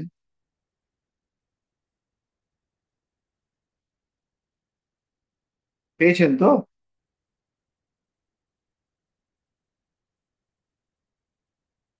মঙ্গল রাহু কানেকশন পাননি? রাহু রয়েছে মকরে আর মঙ্গল রয়েছে বৃষে। রাহুর দৃষ্টি সরাসরি মঙ্গলের উপরে পড়েছে। হ্যাঁ, পেয়েছি স্যার। এই মঙ্গল রাহু কানেকশনের সঙ্গে থার্ড হাউসের কানেক্টিভিটি চাই, থার্ড হাউস, ফোর্থ হাউস, এগুলোর কানেকশন চাই। তো এখানে আমরা থার্ড হাউস ফোর্থ হাউস পাচ্ছি না, পাওয়া যাচ্ছে না। তৃতীয় পতি তিনি হচ্ছেন বুধ, বুধের সঙ্গে এখানে মঙ্গলের সরাসরি সম্পর্ক পাওয়া যাচ্ছে না, কিন্তু বুধ এখানে রাহুর নক্ষত্রে রয়েছে। তাহলে বুধের নক্ষত্র অধিপতি সেটি হচ্ছেন রাহু, এবং আমরা দেখতে পাচ্ছি নবাংশ কুণ্ডলিতে বুধটা হচ্ছে নিচস্থ। আর যদি আমরা নবাংশ কুণ্ডলীটাকে আর একটু স্টাডি করি, সেই ক্ষেত্রে আমরা দেখতে পাবো নবাংশ কুণ্ডলিতে মঙ্গল সে বসে রয়েছে 8 নম্বর ঘরে। তাহলে যখন কোনো মানুষকে নিজের বাড়িতে বন্দি করা হয়, তখন 4-এর সঙ্গে 12-র একটা কানেকশন থাকা খুব জরুরি।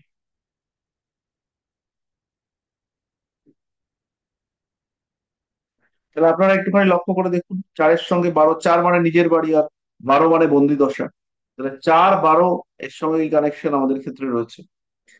4-12 দেখুন, চতুর্থপতি তিনি 12 নম্বর ঘরের দিকে দৃষ্টি নিক্ষেপ করেছেন।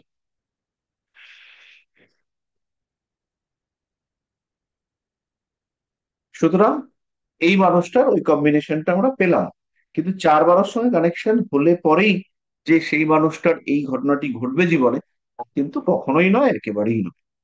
এই বিষয়ে আমাদেরকে একটু আহ আমরা আইডেন্টিফাই করতে পারবো না, সত্যিই পারবো না যে এই মানুষটার জেল যাত্রা হবে। দশা বা অন্যান্য চার্ট থেকে আমরা কিছুটা বুঝবার চেষ্টা করতে পারি, কিন্তু বেশিরভাগ ক্ষেত্রে আমাদের এই প্রচেষ্টা ব্যর্থ হয়। যাই হোক, সেটা বড় কথা নয়, ব্যর্থ হতেই পারে।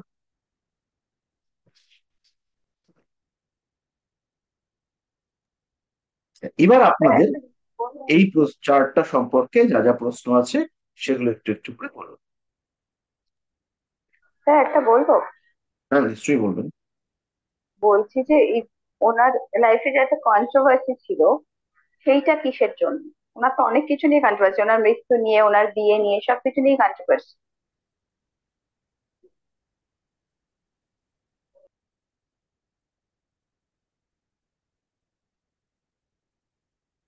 কন্ট্রোভার্সির বিষয়টা জ্যোতিষে বার করাটা খুবই জটিল। এটা আমরা আমাদেরকে একটু অন্য টাইপের ভাষা খুঁজে বার করতে হবে। সেই ভাষাটা হচ্ছে বিতর্ক, গোপনীয়তা, আইডেন্টিফাই করতে পারা যায়নি, এরকম টাইপের কথাবার্তা। সেগুলো যদি আমরা নেই, তাহলে হচ্ছে গিয়ে ঠিক আছে। কিন্তু কন্ট্রোভার্সিটাকে আলটিমেটলি খুঁজে বার করা জ্যোতিষে, সেটা কিন্তু মুশকিল। তো জেনারেলি যদি কখনো দত্তক রাশি বা দত্তক ক্ষেত্র, সেখানে কোনো উম মূল গ্রহ সমন্বয় তৈরি হয়, সেই ক্ষেত্রে এরকম ব্যাপারগুলো দেখতে পাওয়া যায়। তো এখানে তো সেরকম কিছু তৈরি হয়নি।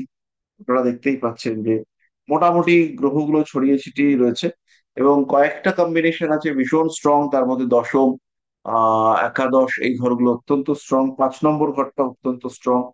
এগুলো আমরা তো দেখতে পাচ্ছি।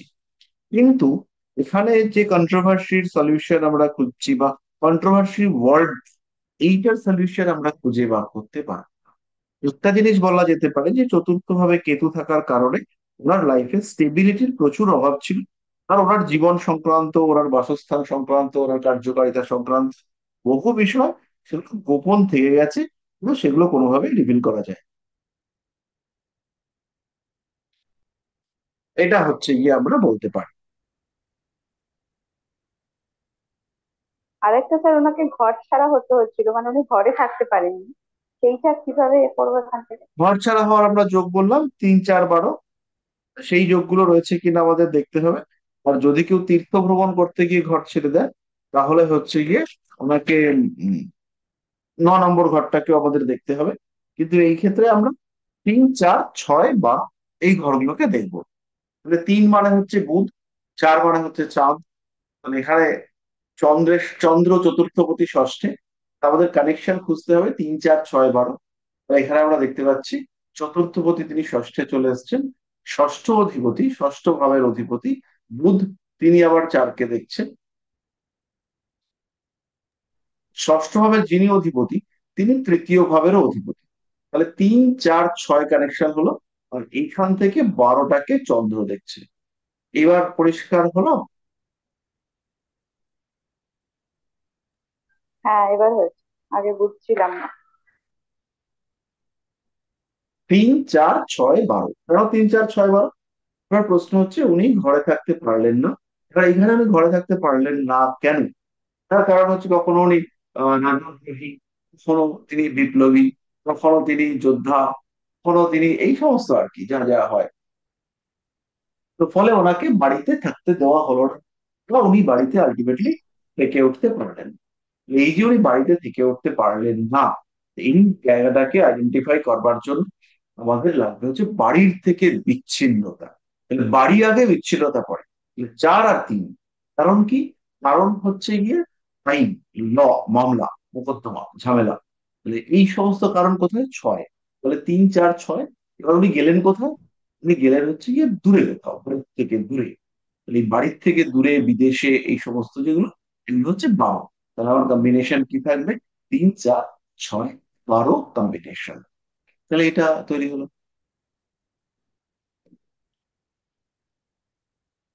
আচ্ছা স্যার, একটা প্রশ্ন করব।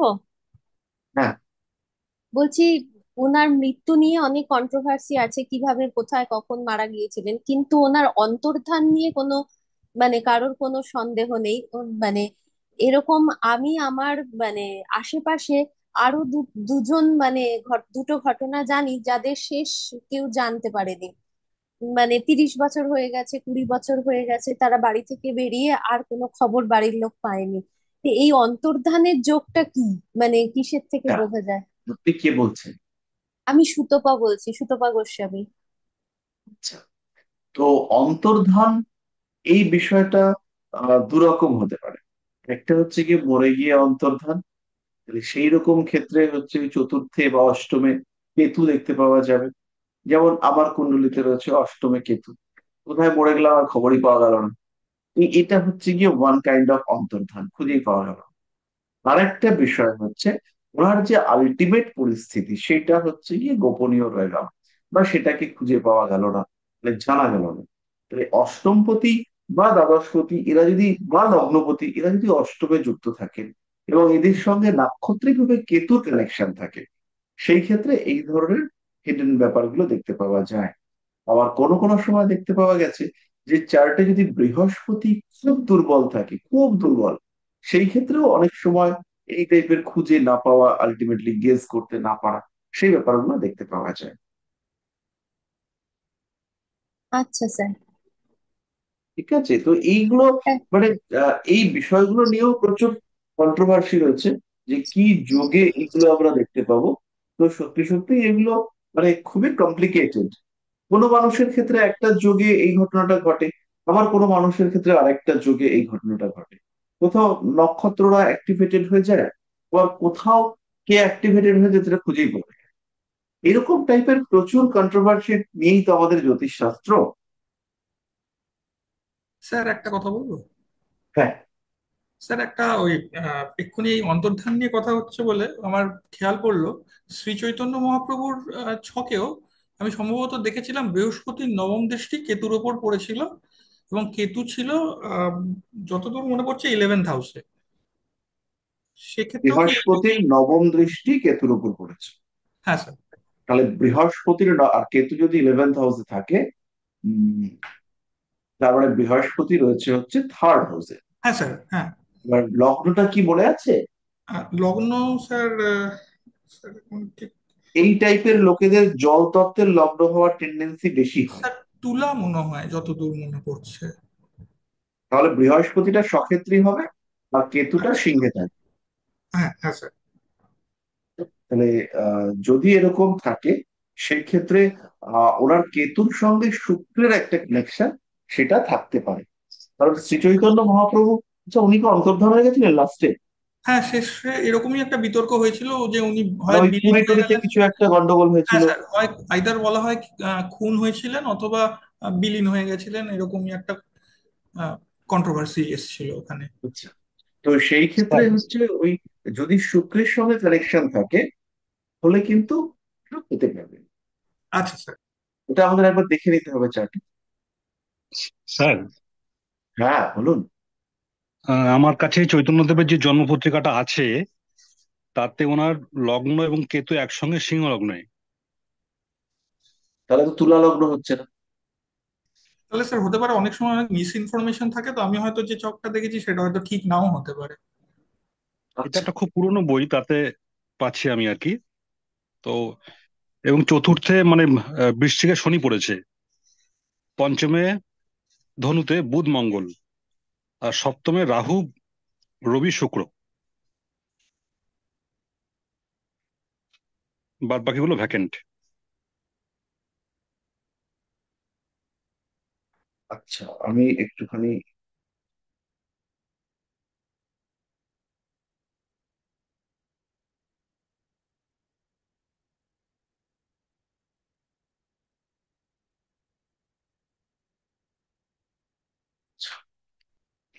হম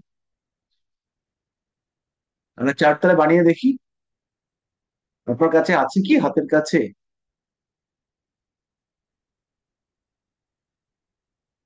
রাজীব বাবু শুনতে পাচ্ছেন? হ্যাঁ স্যার, বলছি আমি মুখে মুখে বলে দেবো। দাঁড়া, চারটা বানিয়ে নিই। হ্যাঁ, আপনি বানান স্যার।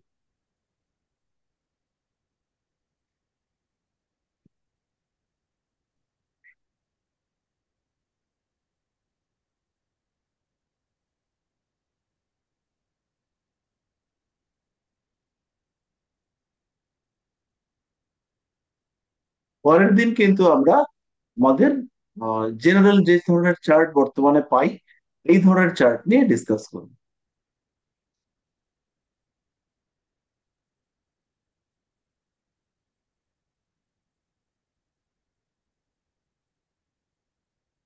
এবার বলুন। সিংহ লগ্ন। হ্যাঁ, চন্দ্র 11 ডিগ্রি, কেতু 11 ডিগ্রি।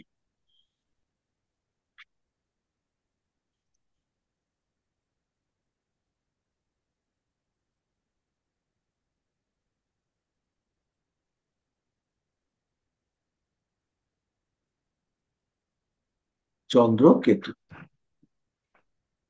এরা সবাই হচ্ছে গিয়ে 10 নম্বর নক্ষত্র।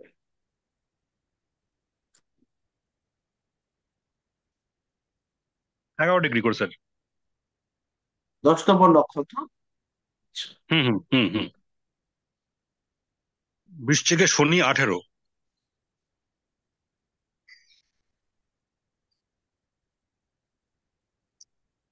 শনি 18। ধনুতে বুধ 20, মঙ্গল 18। বুধ, বুধ আর মঙ্গল এরা দুজনেই তার মানে 20 নম্বর নক্ষত্র।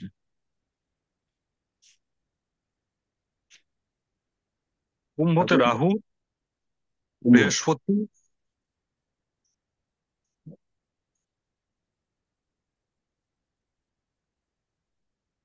রাহু বৃহস্পতি 25 ডিগ্রি করে। আমাদের দুজনেই 25। আর সাথে রবি শুক্র, কোনো ডিগ্রি কিন্তু এতে দেওয়া নেই। এখানেই হ্যাঁ, এই ঘরেই।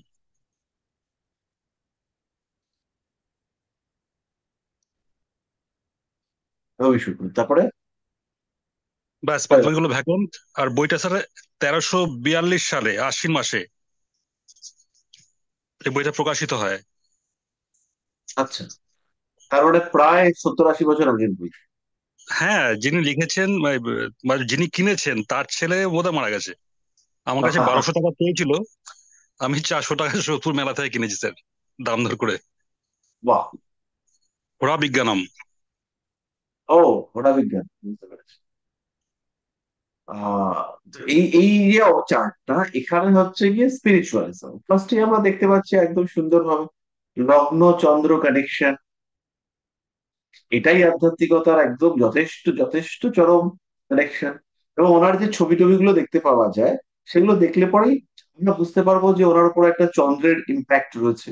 ওনার যে মুখশ্রী, ওনার যে অ্যাপিয়ারেন্স, ওনার যে অঙ্গ, এগুলোকে আমরা যে দেখি সেগুলো খুবই সুন্দর, খুবই সফট।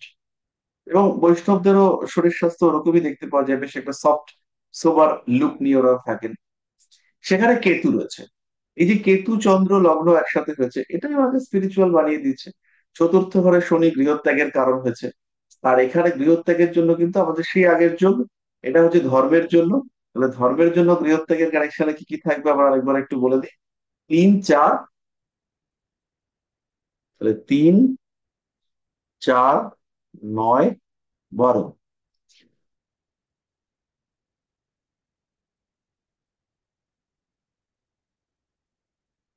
3 4 9 12, তাহলে এখানে 3 4 9 12 কানেকশন একটু খুঁজে দেখা দরকার। তাহলে 3 নম্বর বারে হচ্ছে শুক্র, শুক্র শুক্র শুক্র শুক্র শুক্র। 4 নম্বর বারে হচ্ছে মঙ্গল, শুক্রের সঙ্গে মঙ্গলের কোনো সম্পর্ক নেই। 9 নম্বর বারে হচ্ছে সেও মঙ্গল, সম্পর্ক নেই। এবার হচ্ছে 12, 12 বারে হচ্ছে কি, এবার আমরা সম্পর্কটাকে খুঁজি। তাহলে প্রথমেই দেখুন শুক্রের সঙ্গে এই সেটার সম্পর্ক রয়েছে। নবমপতি চতুর্থপতি মঙ্গল, সে সরাসরি 12 নম্বরকে দিচ্ছে। তো সেই মঙ্গল এখানেও দেখছে। তাহলে এবার কিন্তু আমরা সম্পর্কটাকে বার করতে পারলাম।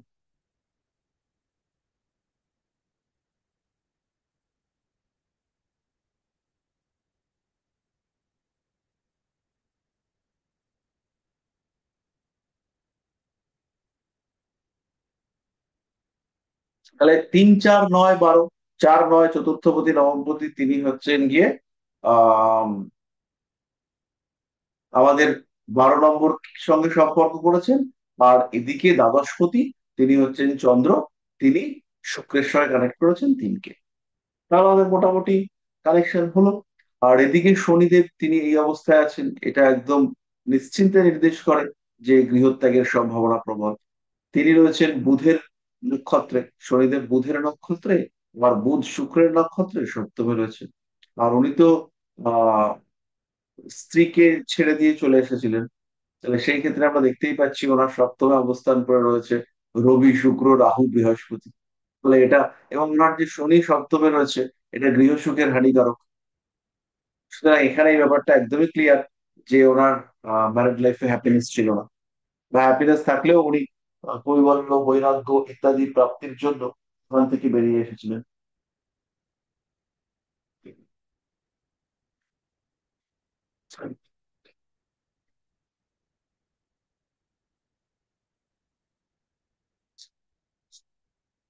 আচ্ছা, এখান থেকে আর কোনো প্রশ্ন কারোর?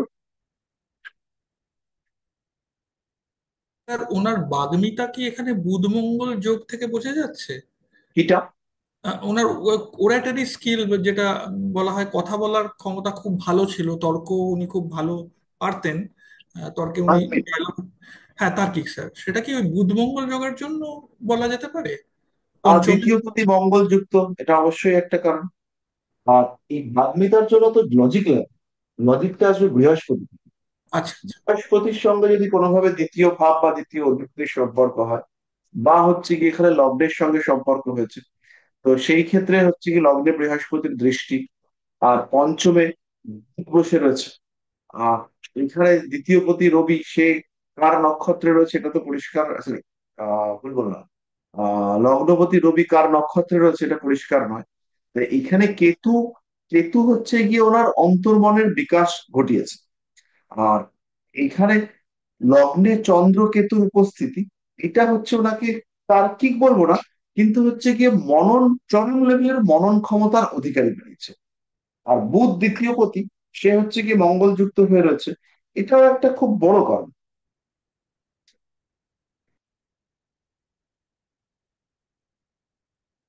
স্যার, ঠিক স্যার।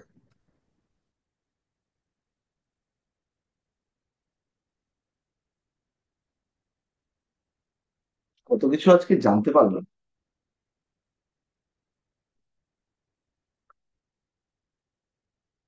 আচ্ছা, আহ, আর কোনো প্রশ্ন এই চার্টের উপরে?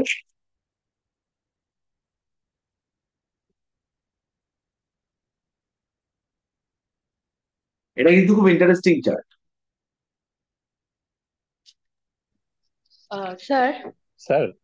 হ্যাঁ, স্যার, এখানে এই বুধ মঙ্গলযুক্ত, হ্যাঁ, কিন্তু যেহেতু উনি তো বৃহস্পতির কক্ষে রয়েছে, মানে ধনুরাশিতে রয়েছেন, তাহলে কি উনি যে তর্ক করতেন সেখানে যে জ্ঞানও ওনাকে সাপোর্ট করবে, সেটা কি ইন্ডিকেট করে স্যার?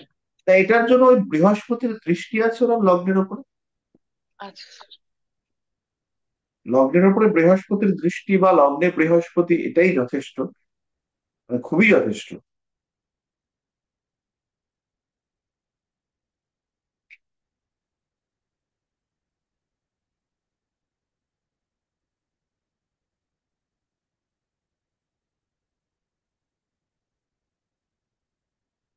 ওনার চার্টে কিন্তু গুরুচণ্ডাল দোষ ছিল, এবং সেটা বেশ ভয়ঙ্কর। আর আরেকটা জিনিস লক্ষ্য করুন, ওনার চার্টে স্যার কিন্তু রবি, চন্দ্র, রাহু, কেতু সব এক অ্যাক্সিসে রয়েছে।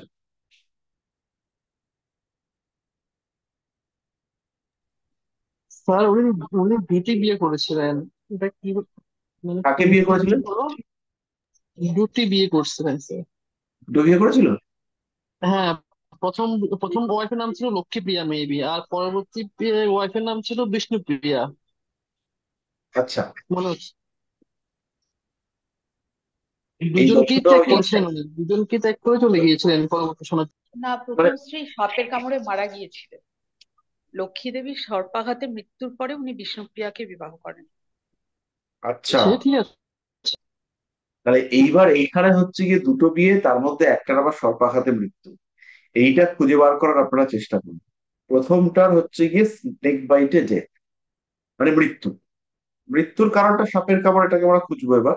আর তার সঙ্গে হচ্ছে গিয়ে সাপের সাপের কামড়ের কারক গ্রহ কিন্তু কেতু আর মঙ্গল, এটা খেয়াল রাখতে হবে। আর কেতু, মঙ্গল, বুধ, এটা খেয়াল রাখবে। সাপের কামড়ের কারক গ্রহ হচ্ছে কেতু, মঙ্গল আর বুধ।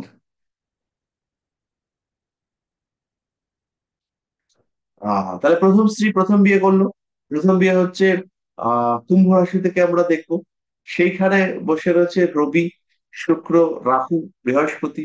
তাহলে আমরা ধরে নিতে পারি যে এখানে অষ্টমপতি, সে সপ্তমে বসে থাকার কারণে বেশ কিছু অশান্তি, সমস্যা, ঝামেলা, লেট অফ স্যাটিসফ্যাকশন ইত্যাদি দেখতে পাওয়া যাবে। ইভেন এইখানে যে সেভেন্থ লর্ড, তিনি হচ্ছেন শনি। তিনি রয়েছেন বৃশ্চিকে। বৃশ্চিক রাশিটা নিজেই এই ধরনের বিষয়কে ইন্ডিকেট করে। এবার ওই সপ্তমের অষ্টম, সেটা হচ্ছে কন্যা। এবার ভালো করে দেখুন, লক্ষ্য করুন, এটা সপ্তম হচ্ছে এইটা, তার হচ্ছে অষ্টমপতি, তিনি হচ্ছেন এটা। এবার এই যে অষ্টমপতি, তিনি হলেন বুধ। বুধ কার সাথে যুক্ত হয়েছে? মঙ্গলের সাথে। এখানে কেতুর প্রভাব লক্ষ্য করুন। তাহলে সেটা আমরা পাচ্ছি। আর এখানে খালি একটা জিনিসই আমাদের দরকার, সেটা হচ্ছে গিয়ে এই মঙ্গল বা বুধের নক্ষত্র, এর সঙ্গে আহ মঙ্গল বা বুধের নক্ষত্র অধিপতি মানে হলো গিয়ে কি বলে এটাকে, শুক্র। শুক্রের সঙ্গে একটা বৃহস্পতির যোগ। কারণ এই লগ্নের ক্ষেত্রে মৃত্যুর কারক গ্রহ তিনি হচ্ছেন বৃহস্পতি, সেটা আমাদের মনে হচ্ছে রয়েছে। তাহলে সাপের কামড়ে মৃত্যু যোগ প্রথম বউয়ের, এটা কিন্তু রইল। এবার দ্বিতীয় বিয়ের যোগ। দ্বিতীয় বিয়ের যোগের জন্য আমাদের যেটা লাগবে, সেটা হচ্ছে 12 নম্বর ঘর। না, এখানে 12 নম্বর নয়, সাতের মৃত্যু মানে দুই। দুইয়ের সঙ্গে সপ্তম ভাবের যোগ, 2-7 কানেকশন। 2-7-এর মধ্যে একটা সম্পর্ক কোনো না কোনো ভাবে, সেটা নাক্ষত্রিক হতে পারে, সেটা হাবিজাবি আড্ডা বাড্ডা যা খুশি হতে পারে। তাহলে 2-7-এর সঙ্গে কিন্তু এখনো পর্যন্ত কোনো রকম কোনো কানেকশন আমরা দিচ্ছি না। এটা দ্বিতীয় বিবাহটা, সেই ক্ষেত্রে যোগাযোগ আমরা পাবো কি করে?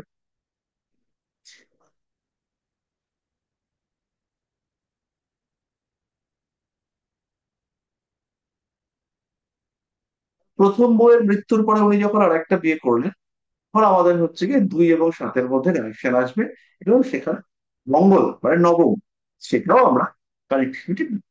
তাহলে মঙ্গলের সঙ্গে বুধের কানেকশন রয়েছে, কারণ প্রথম বউয়ের মৃত্যুর পরে উনি দ্বিতীয়বার দ্বার পরিগ্রহ করেন, আরেকটি বিয়ে করেন। তাহলে সেইখানে মঙ্গলের সঙ্গে বুধের সম্পর্ক রয়েছে। এবার এখানে 7-এর ভাইব্রেশন আমরা পাচ্ছি না, সপ্তম ভাবের সঙ্গে কিন্তু সম্পর্ক থাকতে হবে। তো সপ্তম ভাবের সঙ্গে সম্পর্ক আছে কিনা আপনারা আবার একটু দেখুন তো।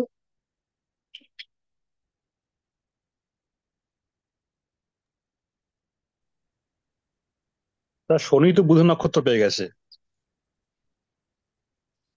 আর কিছু?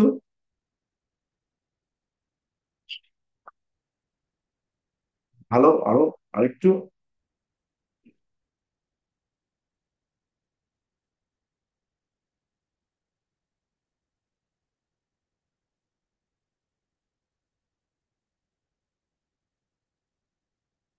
কিছু আর কিছু তাড়াতাড়ি, তাহলে আমি বলে দেবো।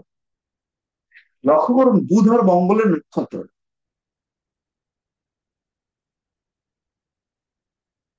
মানে নক্ষত্রপতি তিনি কোথায় গিয়ে বসে আছেন, তাহলে মোটামুটি আপনাদের প্রশ্নের উত্তর পেয়ে যাবেন। করা গেল? হ্যাঁ স্যার। বুধ মঙ্গল তো স্যার শুক্র নক্ষত্র আছে, শুক্র গেছে সপ্তমে। ব্যাস, দ্বিতীয় বিবাহের কানেকশন চলে গেল, পেয়ে গেলাম আমরা। আর ইতিমধ্যে গৃহত্যাগ বা অন্যান্য কিছু আমরা পেয়েছি।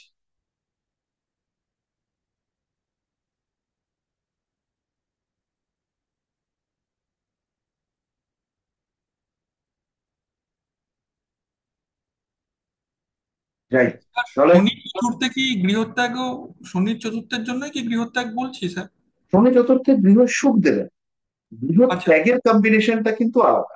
বৃহৎ ত্যাগের কম্বিনেশন 3 4, নেতাজির ক্ষেত্রে ছিল 3 4 6 12, এনার ক্ষেত্রে হবে 3 4 9 12, অথবা 3 4 5 12। আচ্ছা। উনি কিন্তু আইনি ঝামেলার জন্য গৃহত্যাগ করেন, মানে নেতাজির ক্ষেত্রে ছিল যেটা, সেটা হচ্ছে আইনি ঝামেলা, পুলিশ হ্যাঁ স্যার। টুলিশ মামলা অশান্তি এগুলো। তাহলে আবার 3 4 6 কেন, 3 4 6 কেন? ওনার ক্ষেত্রে হচ্ছে স্পিরিচুয়াল কারণের জন্য উনি গৃহত্যাগ করেছেন, বা কিছু একটা হবে, আমি ঠিক জানি না কি কারণে। তো উনি হচ্ছে কি বাড়ি থেকে ত্যাগ করে বেরিয়ে আসা তার উদ্দেশ্য, বা তার রেজাল্ট হচ্ছে আধ্যাত্মিকতা। উনি যে এই আধ্যাত্মিকতাতে চলে এলেন, এই আধ্যাত্মিক ফিল্ডে ওনাকে পাওয়া গেল, এখানে হচ্ছে কি আমরা আহ, 5 অথবা 9 কে নেব, কারণ এগুলোই আমাদের পুজো পাঠ, ধর্ম, যজ্ঞ, যাজনা ইত্যাদিকে ইন্ডিকেট করে। ঠিক স্যার। স্যার তাহলে আমি একবার দেখিয়েছি 3 4 9 12 কানেকশনটা, আর একবার দেখিয়ে দিই যে 12 নম্বরের অধিপতি হচ্ছে তিনি চন্দ্র, তিনি লগ্নে রয়েছেন, তার সঙ্গে সরাসরি দৃষ্টি রয়েছে তৃতীয় পতি শুক্রের, চতুর্থপতি পঞ্চমপতি, চতুর্থপতি মঙ্গল, আর দ্বাদশপতি, না, চতুর্থপতি মঙ্গল, আর তিনি তার অষ্টম দৃষ্টিতে দ্বাদশ ভাবটাকে দেখছেন। তাহলে 4 12 কানেকশন হলো। আর দ্বাদশপতি তিনি হচ্ছে কি তৃতীয় পতির সঙ্গে সরাসরি সম্পর্কযুক্ত। এই কম্বিনেশনটা আগে গৃহত্যাগের ক্ষেত্রে সাপোর্ট দিচ্ছে।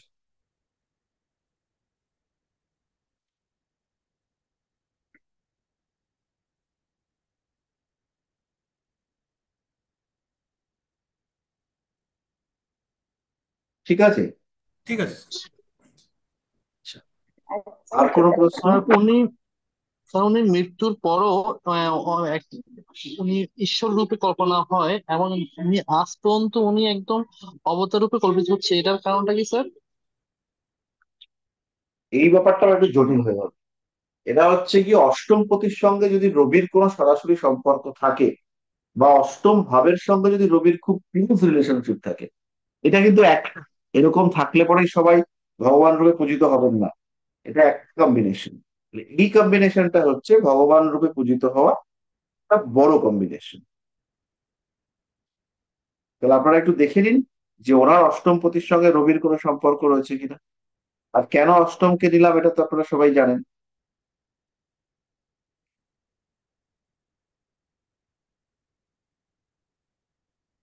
কারণ অষ্টম ভাব হচ্ছে মৃত্যু সূচক ভাব।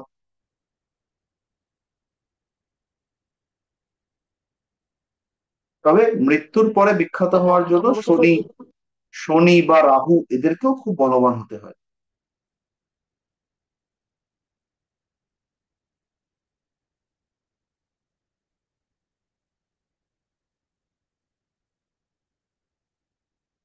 আচ্ছা, আর কোনো প্রশ্ন?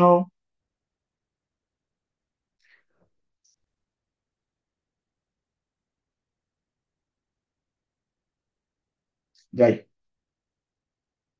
তো আমরা 3টে চার্ট করলাম, এবং 3টে চার্টে আমাদের তো, আমার তো খুবই ইন্টারেস্টিং লাগলো। আমি বেশ কিছু তথ্য, যেগুলো কোনোটা জানতাম ভুলে গেছিলাম, কোনোটা একদমই জানতাম না, সেগুলো সামনে এলো, বলে ব্যাপারটা খুবই ভালো লাগলো।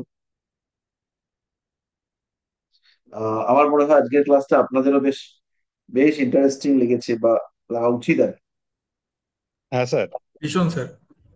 আচ্ছা থ্যাংক ইউ। স্যার, এটা একটা কথিত আছে যে উনি নাকি পুরীর মন্দিরে গিয়েছিলেন এবং ওখানেই নাকি ওনার মৃত্যু হয়। তো এটা মানে একটা বিতর্ক আছে, কেউ বলে যে ওখানে হয়তো উনি হত্যা একজন বলে, হয়েছিলেন। হ্যাঁ। তো এইটা আমরা এই চার দেখে বুঝবো যে সত্যি হত্যা করা হয়েছিল, না এই যেটা মনে করা হয় যে উনি ঈশ্বরের শরীরে বিলীন হয়েছিলেন বা কোনোভাবে সমুদ্রে বিলীন করার হয়েছিলেন, মধ্যে এরকম যাই হোক একটা। হত্যার যোগ আমরা খুঁজে বার করতে পারি, এবার কিন্তু সেখানে ঘটনার সত্যতা আমরা বার করতে পারি। হত্যার যোগের জন্য আমাদের সম্পর্ক হচ্ছে রাহু মঙ্গল অষ্টম ভাব, রাহু মঙ্গল 8, রাহু মঙ্গল 6 8, ঠিক আছে, 12 নম্বরের সম্পর্ক এটাও থাকলে পরেও ভালো হয়। তাহলে এখানে হচ্ছে গিয়ে রাহু মঙ্গল, এই সম্পর্ক আমরা কিছুটা পাচ্ছি, খুব জটিল ভাবে না পেলেও আমরা কিছুটা পাচ্ছি। অষ্টমপতি রাহু যুক্ত, এটা একটা কারণ তো অবশ্যই অষ্টমপতির সঙ্গে রাহুর সম্পর্ক, কিন্তু তাতে আমরা একদম শিওর হয়ে বলতে পারবো না যে এই কুণ্ডলীর মানুষটাকে হত্যা করা হয়েছে। তবে এখানে এই কুণ্ডলিতে হত্যার যোগ আছে এবং স্পষ্টভাবেই আছে।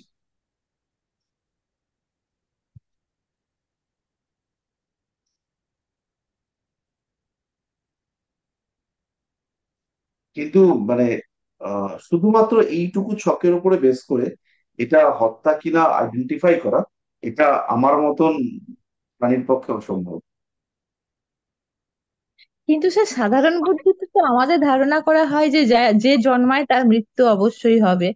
তো উনি যত বড়ই অবতার হন তাতে তো মৃত্যু অনিবার্য, তো সেখানে বিলীন হয়েছিলেন এটা অতি কল্পনা হতে পারে, হয়তো ওনাকে কোনো রাজনীতির শিকার হতে পারেন বা হয়তো মৃত্যু এইভাবে হতে পারে, এটা হতে তো পারে। এখানে হচ্ছে কি সরাসরি খুন হওয়ার যে কম্বিনেশন, সেটা কিন্তু এই চার্টে পরিষ্কার হয়, কিন্তু এরকম বহু মানুষের ক্ষেত্রে হয়েছে যাদের চার্টে খুন হওয়ার যোগ নেই কিন্তু খুন হয়েছে। স্যার, হুম।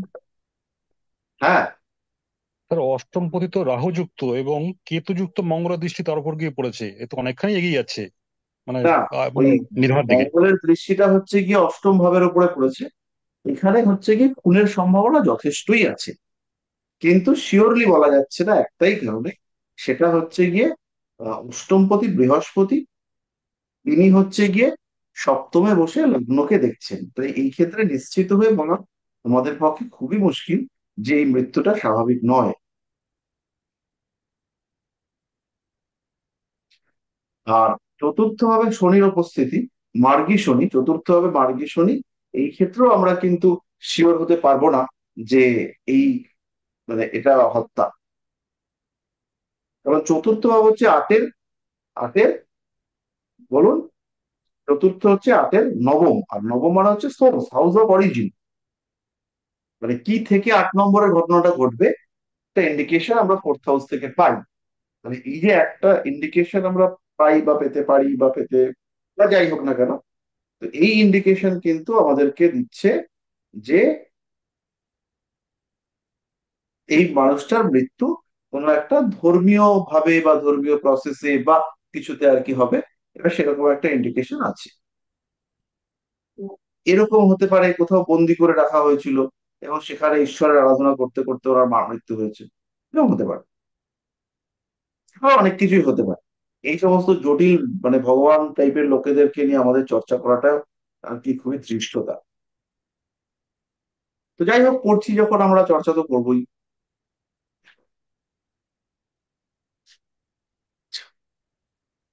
আর কোনো প্রশ্ন?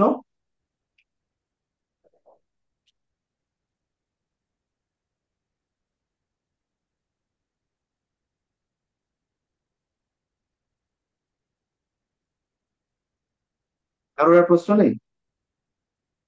সবাই এত চুপচাপ হলে কি করে হবে? উনি একটু রহস্যময় একজন পুরুষ ছিলেন, এটা নিঃসন্দেহে বলা যায়। হ্যাঁ, উনি যে অবতার স্বরূপ সেটা তো অবশ্যই। এবার দেখুন, আমরা যদি শ্রীকৃষ্ণ বা ভগবান শ্রী রামের চার্টও দেখি, তাহলেও ওই চার্ট দেখে আইডেন্টিফাই করা যাবে না যে ওনারা অবতার ছিলেন বা ওনার মধ্যে দিব্য শক্তি ছিল। এইগুলো তৈরি হয়ে যায় কিছু কিছু সময় কিছু কিছু মানুষের মধ্যে, হয়ে যাওয়ার পরে আমরা আইডেন্টিফাই করতে পারি যে ওনার মধ্যে এই শক্তি ছিল। এরকম বহু ক্ষেত্রে আপনারা দেখতে পাবেন।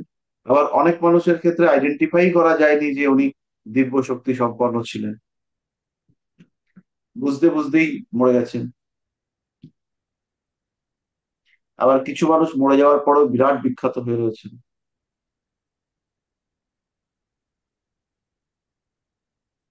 তো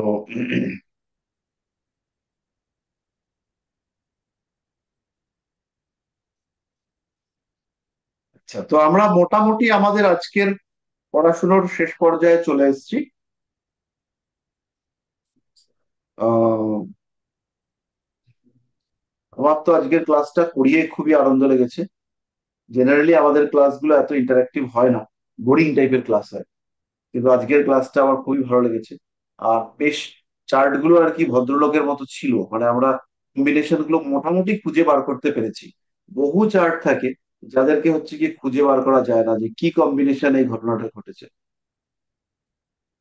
তো পরের দিনের ক্লাসটা আমি ভাবছি যে কোশ্চেন আনসার সেশন রাখবো, যে আপনাদের যা যা প্রশ্ন রয়েছে সেগুলো ডিসকাস করব, এবং যদি সেটা হয়ে যায়, হয়ে যাওয়ার পরে আমরা তারপরে কিছু চার্ট অ্যানালাইসিস করব। তো আপনারা যদি মনে করেন কিছু কোশ্চেন আলাদা করে রাখবেন বা কিছু কোয়ারি তৈরি হয়েছে মনের মধ্যে, সেগুলোকে বার করবেন, তাহলে সেগুলো আমাকে একটুখানি গ্রুপে হোক বা যেভাবেই হোক একটু জানিয়ে দিলে পরে আমি সেগুলোর জন্য প্রিপারেশন নিয়ে নেবো। আর জেনারেলি তো আমি পড়াই কোনো রকম প্রিপারেশন ছাড়াই, তার জন্য পড়ানোটা বিশেষ ভালো হয় না, কিন্তু ওই দিনকে আমি আর কি প্রিপারেশনটা নিয়ে নেবো।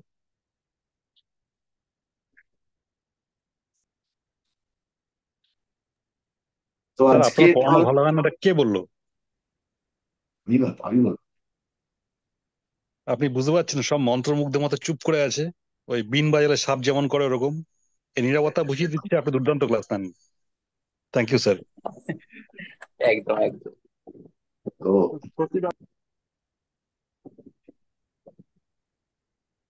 এবার কিছু কিছু ক্লাস হয় না যে আমার নিজের ভালো লাগে ক্লাস নিয়ে, তো আজকের ক্লাসটা সেরকমই ছিল, আমার খুব ভালো লেগেছে। আর সবচেয়ে বড় জিনিস হচ্ছে যে চার্ট গুলো আমরা চুজ করেছি, সেই চার্ট গুলো আমাদেরকে বিট্রে করে। তো এইটা একটা খুব গুরুত্বপূর্ণ এবং ইম্পর্টেন্ট বিষয় যে চার্ট গুলো ঠিকঠাক ছিল, ভদ্রলোকের মতন আমাদের মোটামুটি সব কম্বিনেশন গুলো মিলিয়ে দিচ্ছে। তাহলে আজকে এই পর্যন্তই থাক, আমি আজকে বা কালকে এটাকে আপলোড করে দেবো। আর থ্যাংক ইউ স্যার। স্যার এই আর কি। হ্যাঁ, বলছি স্যার, শুক্রবার দিন ওই যে 7:30 না কটা একটা দিয়েছিলেন না পোস্ট, ওটা কিসের জন্য স্যার? কোথায়? আমি দেখলাম যে একটা ওই মিডিয়াতে দিয়েছিলেন শুক্রবার দিন 7:30 আরে না কি। শুক্রবার দিন হচ্ছে কি, আচ্ছা আমি এবার রেকর্ডিংটা অফ করি।